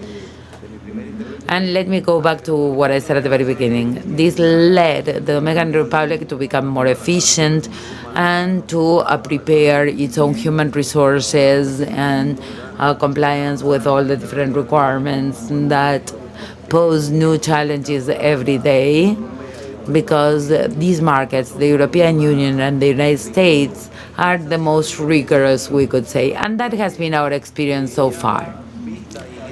In addition to the fact that in this new stage we see the possibility of having binational agreements and other ones as the ones we see and the ones mentioned by the Minister of Foreign Affairs of Panama, because the Dominican Republic, Panama, and Costa Rica started to get closer together in order to create a trade front. Thank you so much, Victor. So signing this agreement with developed countries such as the United States or the European Community somehow supplements your regional strategy. Clearly, that poses even more important challenges, and ideally that should translate into benefits for the producers in the region and other countries that we engage in trade with, so that it can supplement it and it can create mixed chains both at the regional and the global level, right? Let me move to Carmen. As we've seen here, the Central American Common Market is the one that has been more dynamic in the region. You mentioned participation of above 25% of total trade, and this is extremely important. And not only that, in addition to that, there are some local regional chains that are also connected with the markets in North America. So it may have started as regional, but started to become regional plus North America. So what are the barriers that remain in place that prevent Central America from integrating regionally and with other markets such as North American markets, but also thinking of South America? Because in South America we see little trade and we see higher barriers, both tariff and non-tariff barriers. So to what extent does Central America see South America as an interesting market? Thank you so much for your question. In effect, Central America is one of the integration processes in Latin America that has yielded the best results. And that shows not only in terms of trade, but also because of different regional institutions and policies that have been implemented very successfully. For instance, in Central America, there is a trade facilitation policy and a competitive facilitation policy that was implemented back in 2015, and it's been subscribed by every member in the country. So through the Council of Ministers, we have a mobility and logistics regional policy policy that we developed with Charica with the support and aid of Japan that also align all countries behind a common objective in terms of logistics and mobility. And now we are developing a master plan in connection with that in order to see the infrastructure that the region of Central America needs in order to position itself as a logistics hub. And all of this contributes to our relations with international markets. The United States is the main trade partner, both in terms of imports and exports for Central America. Imports during the pandemic grew, imports from the United States from Central America, and the relations with the United States are managed through CAFTA-DR for Central America and Panama, that has its own free trade agreement with the United States. And they set up the basis not only for trade relations, but also for investments that are implemented under the umbrella of these treaties. And additionally, there's the whole area related to services. So there is a wide array of opportunities that can be pursued through a different regional public policies in order to foster the development of regional value chains, among other things. And you've touched upon global value chains, but in the region of Central America, we conducted a study where we studied 83 different industries with the support of the Spain SICA funding to determine which ones could be regional value chains. And the requirements we used was that they need to affect 2 or 3 countries, and they should result in benefits for the region as a whole. We are moving forward in developing the cocoa value chain and tourism for services. And Nicaragua, Panama, the Dominican Republic, and Costa Rica are developing a sun and seaside plan with a multi-destination package. This shows that it's actually possible, but something that is very important for the development of any value chain is value added itself. And that is one of the things that we've analyzed in Central America, because exports may grow in terms of volume, but the quality of life of the people does not improve accordingly.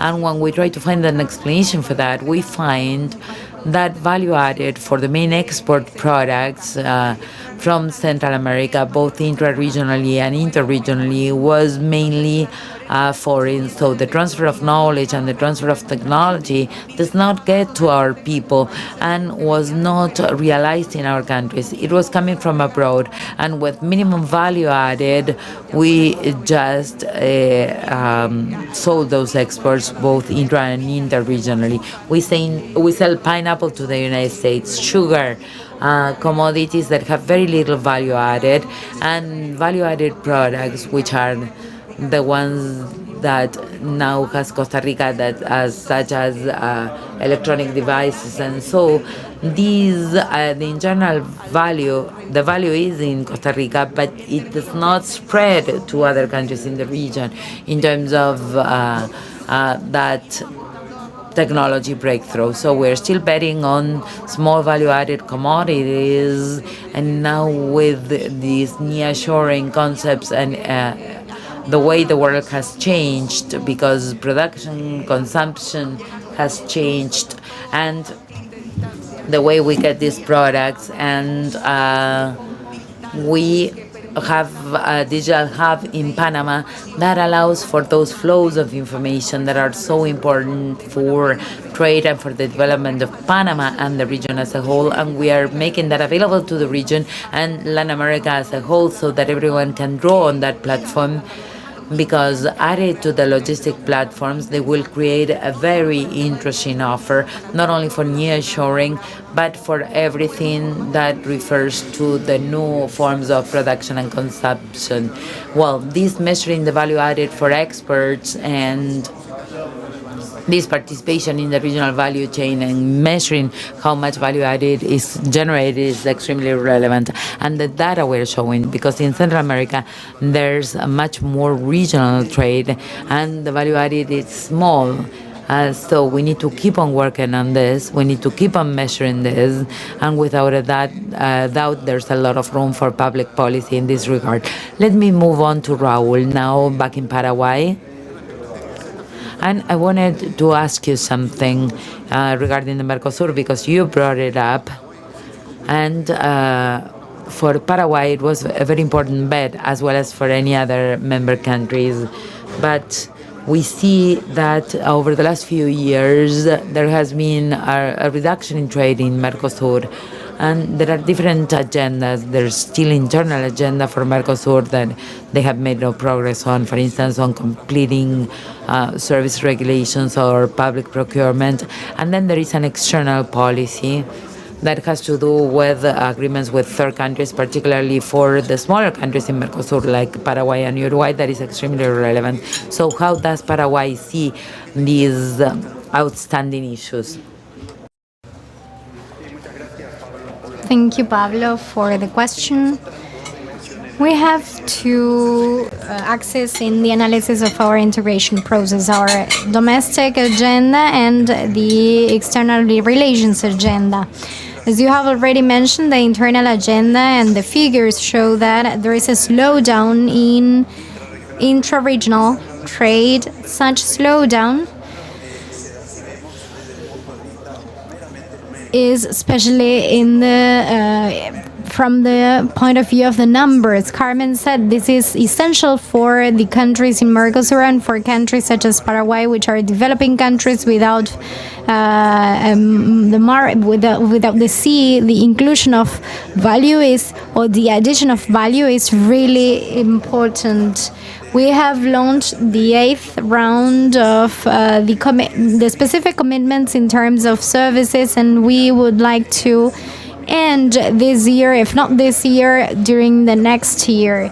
We are also developing our agenda in terms of digital signature. We keep on signing documents with the traditional method. We need to modernize Mercosur, and we are including digital signature, which allows us to move forward in the improvement of Mercosur. We have also negotiated a public purchase tendering agreement, but we have not included all the legal standards. So that is something that we have to develop. Something that I have already mentioned is the facilitation of trade based on the Bali Agreement signed in 2013. In 2019, we signed a facilitation trade agreement in order to reduce non-tariff barriers and the fees that make that improvement of internal trade impossible. In Mercosur, there are two sectors that are excluded: the automotive sector and the alcohol and sugar sector. Paraguay was one of the countries that does not have an automotive industry. Today, we do not have an automotive industry, but we have an auto parts industry. We have an agreement with Argentina, and with Paraguay and with Brazil, but we are going to enter into an agreement with Uruguay. Something that Andrés Cárdenas, the Vice Minister of Colombia, had mentioned is origin accumulation. It's important in order to make a platform for the integration of regional value chains. Those are the objectives in the internal agenda. In 2019, after 20 years of negotiating, we could set the foundations for the conclusion of the agreement together with the European Union. We are missing some aspects in terms of access to market, and the challenge is to have an environmental agreement where there is a very important demand from the European Union. We would also like to conclude the free trade agreement with the EFTA agreement, and we are negotiating with Canada, Korea, and Singapore. Something that I already mentioned that I forgot to mention is the fund for the structural conversions in Mercosur. It was an initiative from Paraguay as a solidarity mechanism for the reduction of asymmetries. The first initiative was really successful. 1,065 million, out of which 800 were allocated to Paraguay. And once Paraguay takes up the pro-temporary presidency of the Mercosur in 2022 in the next summit, we would like to apply this fund, the second version of this fund. Those are the challenges in our internal and external agenda for Mercosur, and we see that we have the same situation in Latin America as a whole. Mercosur is becoming more, is focusing on the primary development of products, and the idea is to import inputs so that it has a qualitative effect in the productive system of each of the Mercosur countries. Thank you very much. Thank you, Raul. I think we're running out of time.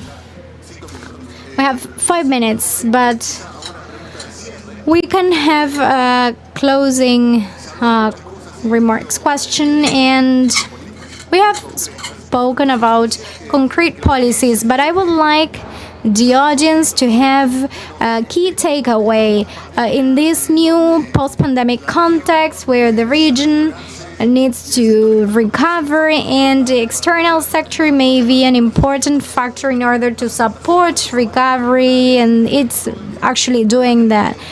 The problem that it has had with the global value chains, which makes the chains shorter, let's say, and they could leverage those advantages.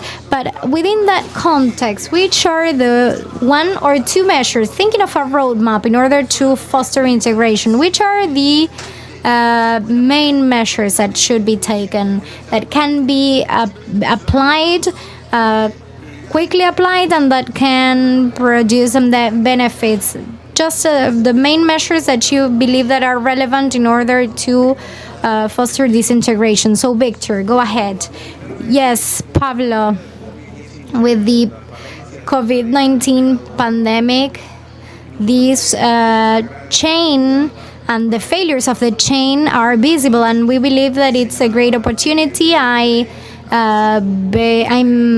based what I'm saying of McKinsey, who said that between $3 billion and $5 billion were going to move, looking for new horizons. And if we add these to the proximity that the region has to have to the US, so we are facing a great opportunity to have more investment in each of the countries. And I believe that the Dominican Republic has started to give important steps with Costa Rica and Panama so as to adopt a synergy and to complement and supplement with others. And to what is left to me as a Minister of Industry, together with the people from Costa Rica and Panama, so that these can become true in the shortest time possible, and so that these investments can be leveraged by these countries. I would like to reiterate, and I believe that my colleagues have already said so as well, the strength of these investments have to be within our countries and have to strengthen the human resources of our human beings and to comply with all the challenges and all the requirements for creating a timely market and sufficient market. So this is a great opportunity for Latin America as a whole, with the nearshoring call, which is sometimes also friendshoring, because these are healthy democracies and economies that can guarantee the independencies of the branches in each of the countries, and so that we can have a region that has plenty of opportunities for the development of our citizens. Thank you, Victor. Carmen, 2 minutes. What is it that you would prioritize in the short term?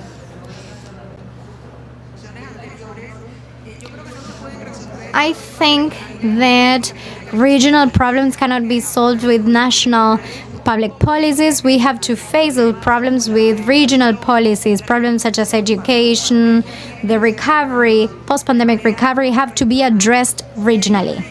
And I would underscore 3 main aspects. First, dialogue. It's important to open forums for dialogue with South America. Central America is a not very much explored region in terms of the potential that we could have together with South America, and the exchange of good practices and lessons learned. For instance, such as what Mercosur has done with the Pacific Alliance with the single window. Well, in Central America, we have also a program, a single window program, which is the digital platform of Central America Trade, which joins all the topics at the regional level in order to exchange information on that area, on that topic. The second important measure is digitalization, which is also linked to what I have just mentioned, but also the digitalization of procedures that improve trade. We have to facilitate the management of productive systems in order to improve the access of the companies to the inter and intra-regional market. And finally, as I am the only woman in this panel, which is also a representation of in Latin America and in the world, the inclusion of women in the procedures of economic recovery in the countries, because we account for 50% of the global population, and in Latin America as well. So we need to be able to participate as part of the change in order to create employment and wealthiness, and that is why countries have to conduct or to create programs to include women, not assistentialist programs, but programs that include us. I think those are the 3 most important measures. I would say investment of efficiency with transference of technology. The relocalization of investment is a great opportunity, but we need investment that can lead to development. And there cannot be development if there is not technology transference, because that's the way we do things, and we need to, through our regulations and regional agreements, we have to provide the conditions so that our countries can adapt and adopt new technologies. That would be my answer. Thank you. Thank you. Raúl, what is included in that roadmap so as to strengthen integration? Thank you once again, Pablo. From our perspective and our agenda to have greater integration, we have convergence in terms of regulations. The merely reduction of tariffs does not allow us to integrate, so we need cooperation in terms of regulations, physical and digital connectivity, so as to use the concept of nearshoring. Obviously, sustainable policies in an environment.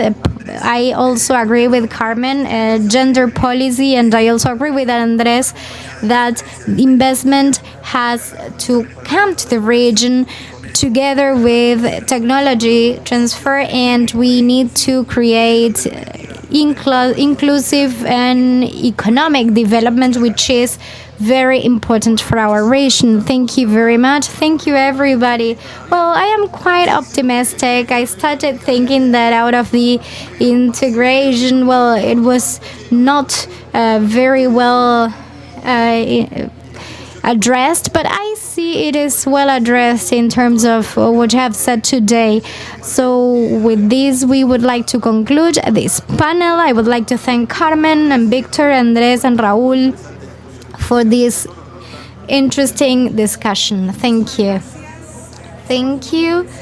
We would like to thank Carmen Gisela, Victor, Raúl, Andres, and Pablo for their participation in this interesting panel. Now we have to present the results of our survey, which of these recommendations are the ones that imply greater challenges or pose greater challenges for the integration of the region, and the one is that have the greatest points is to foster the facilitation measures for trade to reduce custom costs.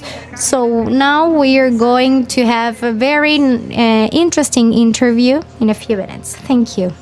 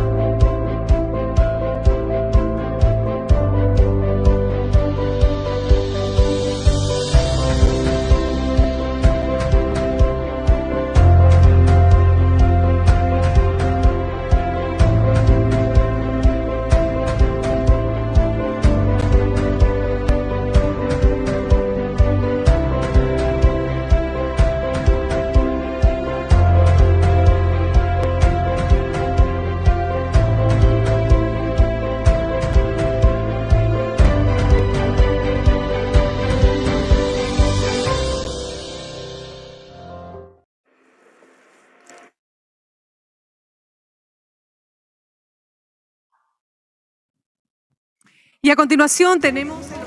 Next, we are pleased to welcome Francisco Bustillo, Minister of Foreign Affairs of Uruguay, who is joining us on this set, and Gustavo Vélez, Secretary of Strategic Affairs of the Office of the President of Argentina, who is connected from Buenos Aires. To both, my warmest welcome. Thank you for being here.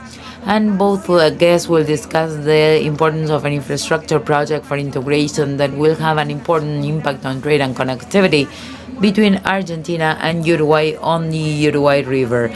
That is the Montecaseros Bella Unión Bridge that will connect the provinces of Corrientes in Argentina with the Department of Artigas on the Uruguayan side. Thank you so much for joining us. Secretary Sergio Díaz-Granado was mentioning this project as part of the measures to be taken and the purposes that we should embrace in integration in Latin America. So the first question is, what is the importance of this project, Minister Bustillo? First of all, I'd like to thank Gustavo Vélez, the Minister of Panama, Erika Moines, and the Executive President of the CAF, our friend Díaz-Granados. And this meeting here in Panama could not come at a better time because of two different things. One of them is the report, of course, and in addition to that, everything that Panama means when we're talking about a work of infrastructure, in this case between Argentina and Uruguay. And we should remember this incredible work of engineering that started back in 1903 and was completed in 1914 when Ancon crossed from one ocean to the other. So this is perfect that we're meeting here in Panama for what we are trying to do with Argentina. In that regard, the project is a very interesting project. You said it yourself. It is a project that, based on the report of the Development Bank, that talks to the importance of the road we should take to integration. The report focuses on three areas. One of them that is trade facilitation, the second, productive integration, and third, physical integration. And this is what we're going to be focusing today when we discuss the Montecaseros Bella Unión project, which is the bridge that we're planning to build with the Republic of Argentina. So we have great expectations from this bridge. The first milestone took place in 2008 when the life forces of the province of Corrientes and the Department of Artigas in Uruguay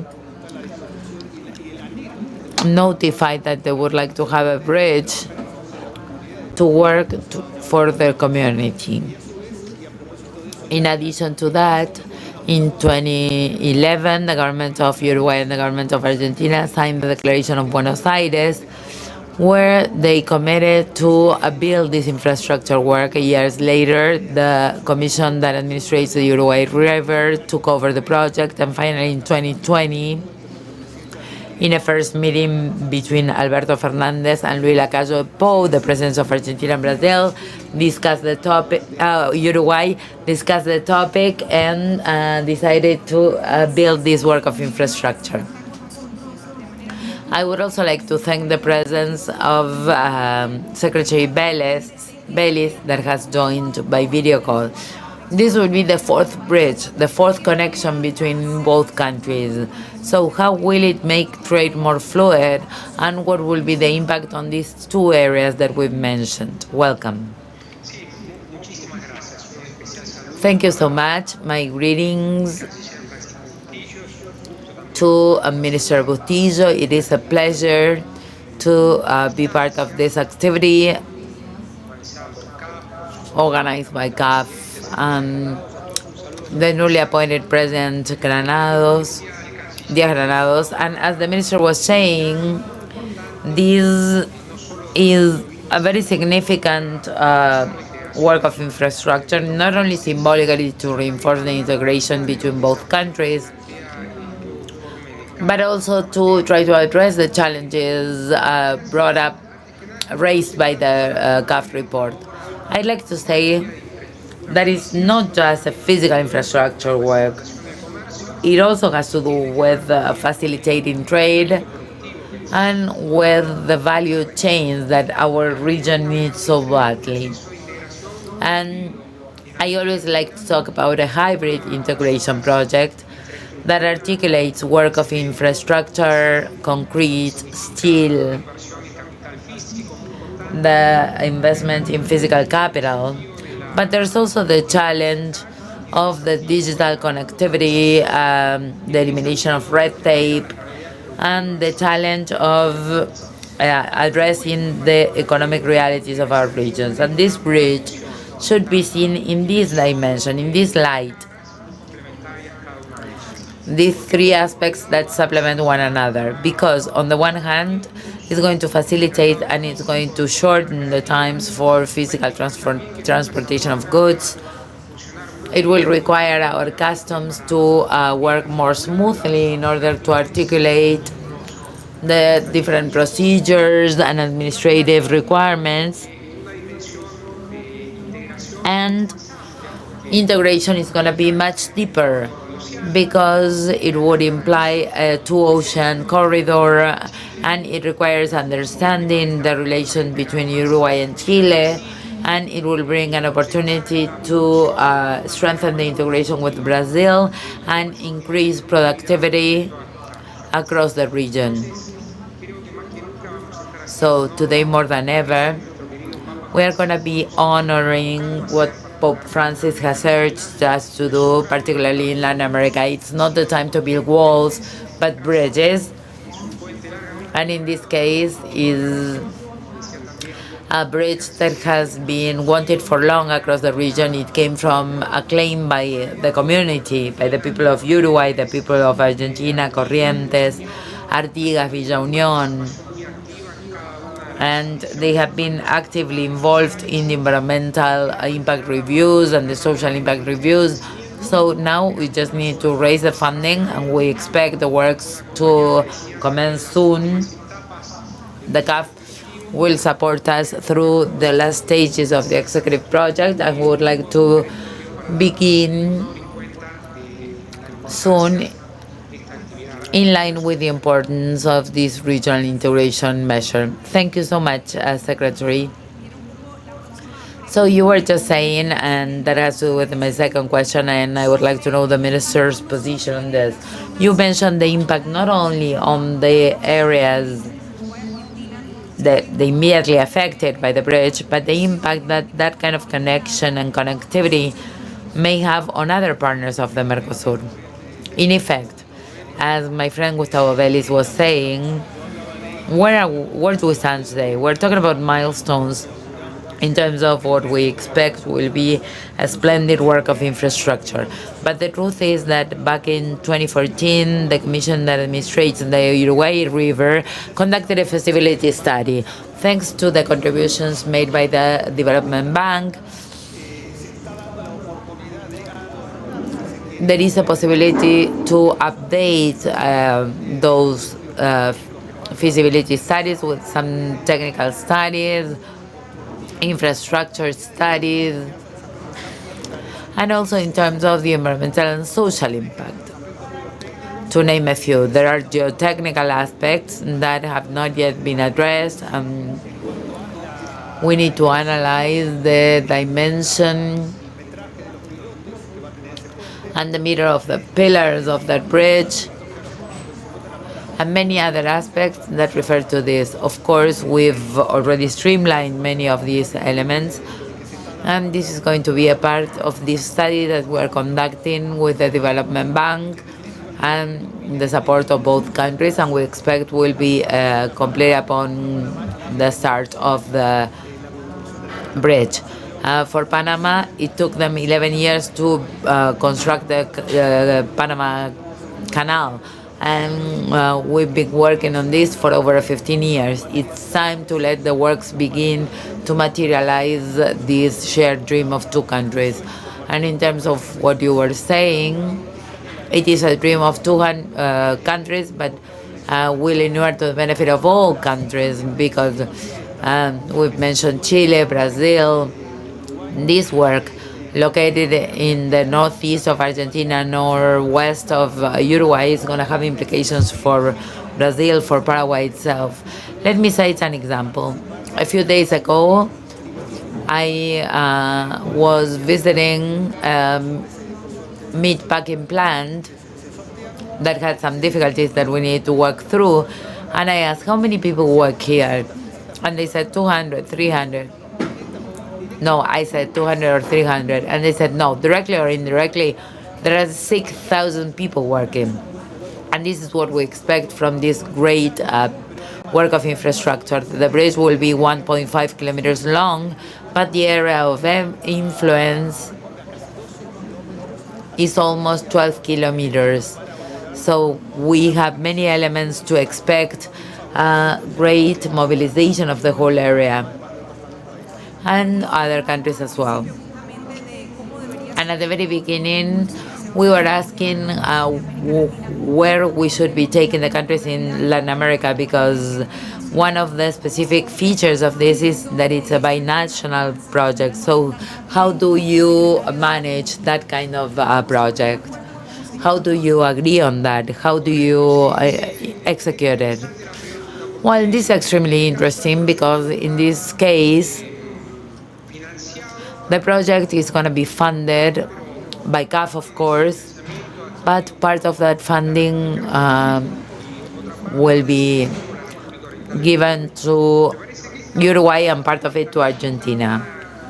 And I believe that this presents a great opportunity for the CAF to start thinking of the possibility of having a regional envelope, that is, a credit facility that can actually accompany the efforts of integration of all the member countries of CAF without affecting the debt-taking capacity of each of the countries. So in the framework of the new capitalization that you're going to be discussing at the December meeting, we could be discussing some of these alternatives in order to have a regional credit facility that will not be deducted from the credit of each of the countries. We should no further delay this initiative because it's going to be a great driver for growth for the regional economies. And it's also in line with what the report says about the pathways to integration. I always like to talk about the acupuncture of regional integration. Regional integration should be seen with these great works that also analyze in detail the importance of eliminating trade barriers, streamlining custom processes, modifying or eliminating non-tariff barriers, and facilitate those chains that require great persistence and public and private support. And look at the details. Look at the details, which of course require significant physical integration efforts, but they are also closely related to the possibility of showing our will for integration. So what the report says very clearly is that free trade agreements are inadequate are not sufficient to achieve integration. And we should look at extra-regional and intra-regional integration. It is global, but it is local and regional in the way it translates to our day-to-day activities.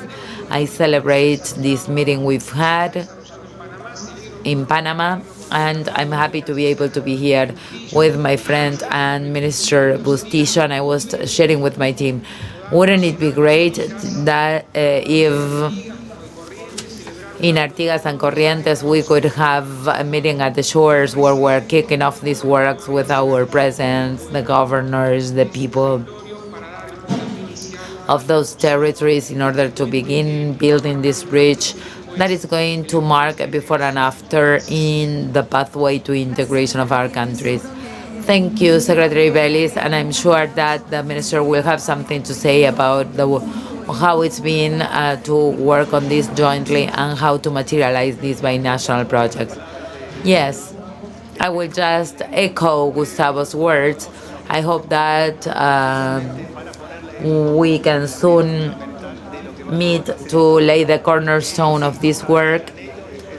That is something that's been a part of the dream of our populations, and we expect to be able to materialize.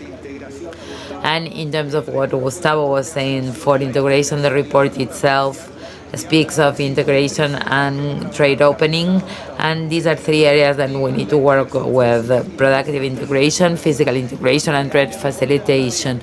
And when the report speaks of trade opening and physical integration, it's not one or the other, it's both. And we need to start working together in our region in order to make progress in the world. So without further, I would like to thank you. It's a pleasure to be here in Panama.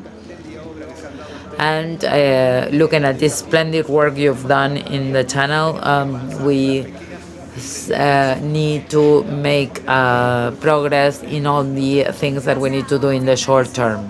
Pregunta rápida, dice que llevan 15 años esperando. Well, let me finish with a very quick question. You said that you've been working for 15 years. So how far along are you in this project, and when will we be witness to that inauguration? Well, I was saying that there's a first feasibility study conducted by the Administrative Commission in 2014, and we're making progress in the study in order to update that feasibility study, supported by CAF and both governments, that we expect to complete soon. Remember, we shouldn't seek for perfection, but for possible. And this is what it's all about. After 15 years of dialogue and raising hope, we cannot afford to destroy the hope of many Uruguayans and Argentinians that are craving for this work of infrastructure. Thank you very much. Secretary, if you have anything else, please go ahead. Thank you so much once again. And we're going to be hard at work so that over the next few months we can make this meeting happen, and with the Mercosur spirit, because as the minister was saying, this will inure to the benefit of Brazil, Chile, Paraguay as well. So it has that Mercosur spirit, and in the case of Argentina, this is greatly significant because General Perón, when he came back to the country, we were celebrating that yesterday, he resolved all the border conflicts with our sister Republic of Uruguay, and this speaks dearly to the history of Argentina, and we are trying to honor that history with these initiatives. Thank you, Secretary Vélez. Thank you, Minister Bustillo, for talking with us about this type of projects that foster that connectivity we are talking about today. Now, in brief, we're going to make a short pause, and then we're going to go on to the agreement, to the signature of the agreement.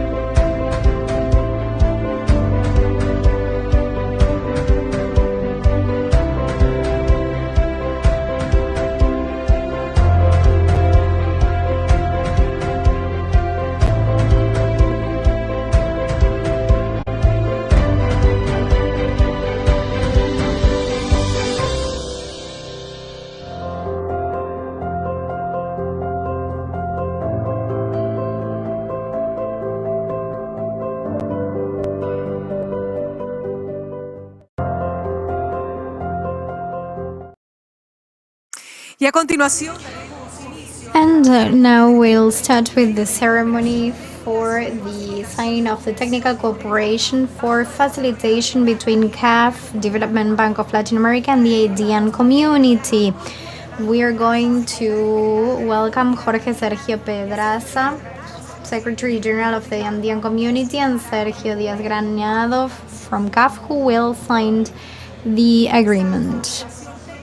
This technical cooperation, non-reimbursable technical cooperation granted to the Andean community by CAF, is aimed at supporting the implementation of a standardized digital infrastructure called Andean Community Interoperability Intercom, which will allow for the exchange of information between the customs of its member countries and the reduction of the transaction costs and the facilitation of foreign trade proceedings. The purpose of this initiative is to promote the unified digitalization of custom processes in the 4 CAN member countries: Bolivia, Colombia, Ecuador, and Peru. Now the signature of this agreement is concluded, and we are going to have the words of Mr. Jorge Hernando Pedraza. Thank you, Mr. President and dear friend Sergio Díaz Granado. I would like to start by thanking, in the name of the CAN, this responsibility you have taken of being president of the CAF. I would like to thank you for this signature of an agreement that for us is essential in the task that we have been developing since I took on the responsibility to modernize our institution. This agreement, Mr. President, our president have been exchanging information and trying to look for a tool that today the technology allows us to have it, so as to have information in real time, and so as to have our custom systems interconnected. Intercom, after years from receiving the support of the 4 governments, the government of Bolivia, Colombia, Ecuador, Peru, in the last 3 Andean councils, has received the support and was submitted to some tests, so that at the end the essential purpose can be met with these resources. We are seeking for the reduction of procedures. We want to reduce costs in operations, and we also want a facilitation of trade exchange. That's a tool that has to do with our agenda and with the modernization, as has been said, the facilitation of trade, and this is part of a structure that will create competitiveness so that we can have better conditions and we can sell more and better products to the world as a whole. I would like to thank the team for the presence and for the speed. I said that this had been just a few weeks, but they have been a few days for us to have the great satisfaction of being here and giving this agreement to the Andean community. The good news is that we have a tool for hundreds and millions of citizens, Andean citizens, which will facilitate through this platform the industry segment, which are the SMEs. 90% of our industries, of our companies, belong to the SME sector, which represents 60% of the job in the Andean community. So this, in the amidst the pandemic, shows that we have turned the crisis into an opportunity, and from the achievement of the reduction of several costs, so as to have zero cost calls between Bolivia, Ecuador, Colombia, and Peru, and the Andean Treaty, which is already in force, which will allow for the permanent residency of citizens and to increase tourism in our areas. This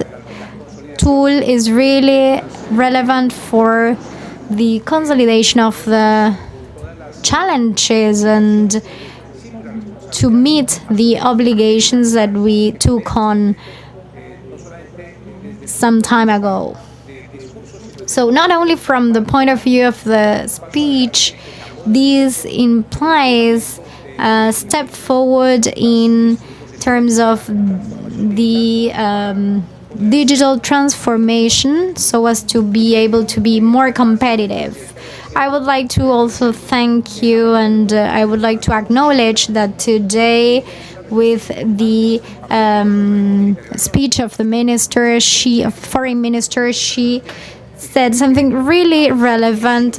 We have to move forward, and under your leadership we should move forward with these topics: environment and all those outcomes that will allow to be more efficient so as to lead the continent.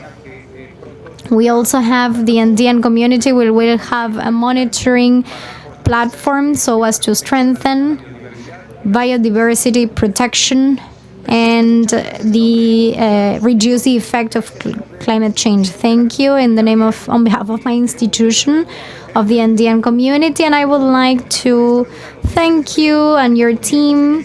I hope to keep on signing instruments of these kinds soon. Thank you, and we will hear the words of Sergio Díaz-Granado, President of CAF.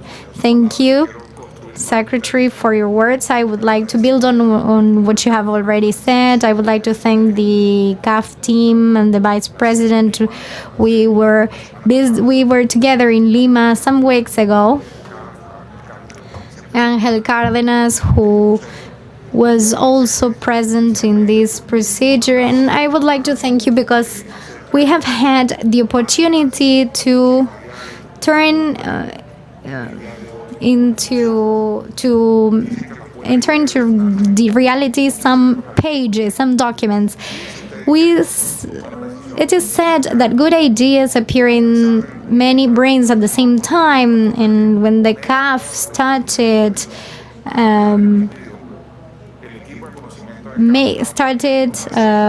forcing all the windows to speak the same languages in Montevideo, in Buenos Aires, they were thinking, what is it that we're going to think? What is it that we're going to do for the Red 2021? And you were in Lima thinking, how can we improve interregional trade? Because we won't improve value chains if we do not have a language that allow us to connect our SMEs, which account for 90% of the jobs in Latin America, but also the formal employment in the region. So if we want to raise the productivity of the region, we need this company to sell more in their areas, not only in their countries, but also in their areas as a whole. And we need to optimize the regulations so that it is easier for the employer to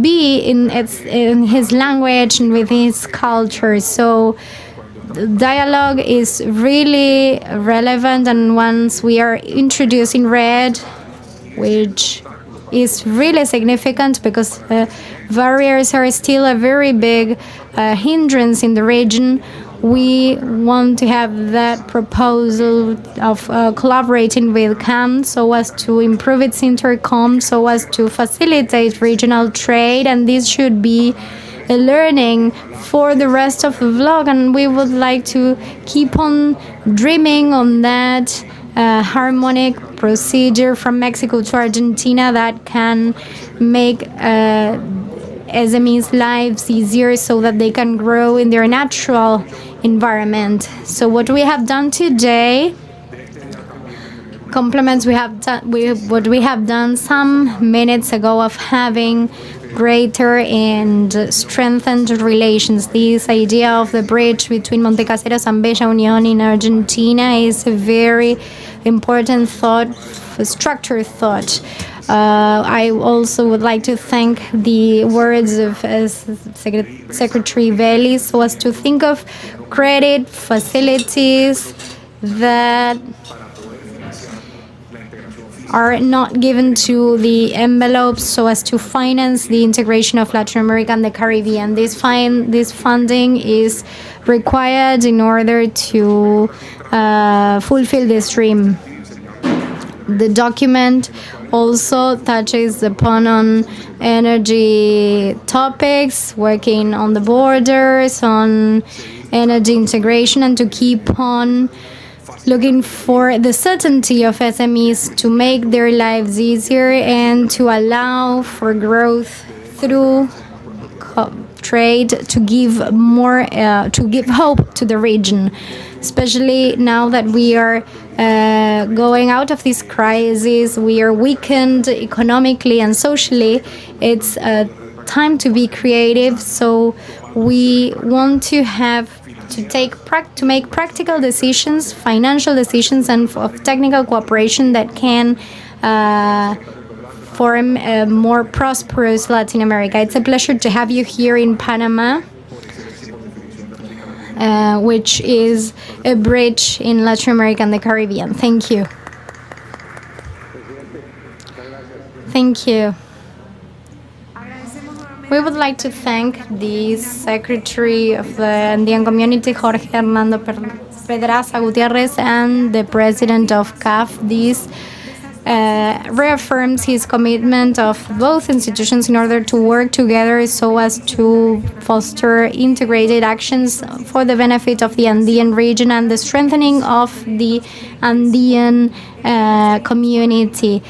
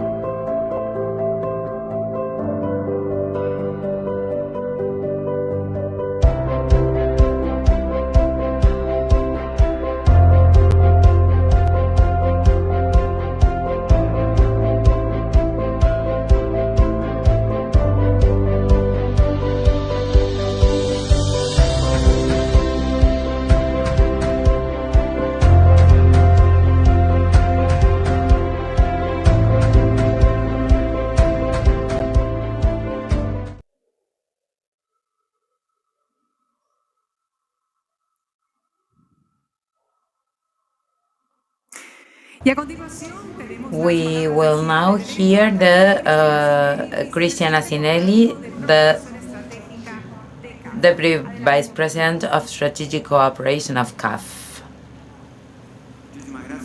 Thank you so much. Good morning, ladies and gentlemen. Good afternoon and good evening, because I'm sure that Spain, if they're watching as CAF members, I'd like to start by thanking especially the team that was in charge of drafting the red, probably represented here by Vice President Sanguinetti, but it's work that actually took a lot of effort and over a very long period of time. A lot of people that wrote, rewrote, read, and read. So this teamwork is extremely important. And I'd like to thank the team of the Vice President, all the ministers, officers, everyone that has engaged in this very rich debate. And they invited us to do philosophy, to start dreaming and thinking where we could go, to think with greatness, and to ask questions about what we want and where we are going. And all of these different interactions, the different panel members, led us to reflect somehow. And this invitation to think of the 4 principles of Pope Francis and try to tie that to integration. So like a tweet, because they are so short, some words of the Minister of Foreign Affairs of Panama that tied her speech to these 4 principles of Pope Francis thinking, and urged us to bridge our differences, learn to unlearn, to focus on our strengths, to overcome our weaknesses, but always taking into consideration solidarity. Same thing with our president, when he tied that to the words of one of their predecessors that said that integration is the spirit. And the same thing with all the scholars and the public policy panel that talked about agreements as means and not as ends in themselves, the quest for complementarity, the incorporation of new processes. And then there were 2 moments that were very important for us, that were like the core of it all, that were the agreement with Uruguay and Argentina, Botillo and Vélez, with a concrete, clear, actual example, and how CAF may actually evolve. They talked about a shared dream between different countries, and Gustavo Vélez talked about the acupuncture of cultural integration. And the second moment that we had here that was extremely good was the signing of the cooperation agreement between the Secretary General of CAN and our executive president, as they were presenting it in a lunch a few weeks ago. And now we signed this agreement that is also a clear example of integration and joint work between 2 supra-institutional institutions that are working for more integration. So thank you for that. And to wrap up, I would like to take this invitation that Díaz Granado was saying to do philosophy, which led me to the comparison with these 4 principles of Pope Francis, and to relate that to the work that's being carried out by CAF throughout his history. The first is that time exists the conflict. That is what allows us to work without becoming obsessed with immediate results. And the CAF is a very good example that over the last 52 years, throughout its history, we've been very patient. We've come from 5 countries to 19 member countries, and we've clearly shown that time has proven us right, and to show that CAF is one of the experiments, as Díaz Granado says, of integration that is most successful throughout the region. And the second concept is that unity prevails over conflict. And This is what the Panama Ministry was saying when she was saying that we need to have agreements over the differences. And with conflicts between the different countries, there's always an institution that has kept on growing, and now it is what it is. And the third is that reality is better than the idea, and this has been shown with the two different concepts we've had. And when the Pope talks about this, it's telling its priests that they need to smell of sheep. They need to be with their herd. This is what we ask from our officers. Walk the land, understand the differences of all the countries. And the last of them, to wrap up, is that the whole is greater than the part, and this is a great definition of CAF and a great definition of integration. Continuous work of all members to make an organization big. So that is it. Without further ado, I would like to thank everyone for this possibility of working together through this exercise and this tool that the CAF is presenting today to Latin America and the Caribbean is actually a tool to create further integration. Thank you very much.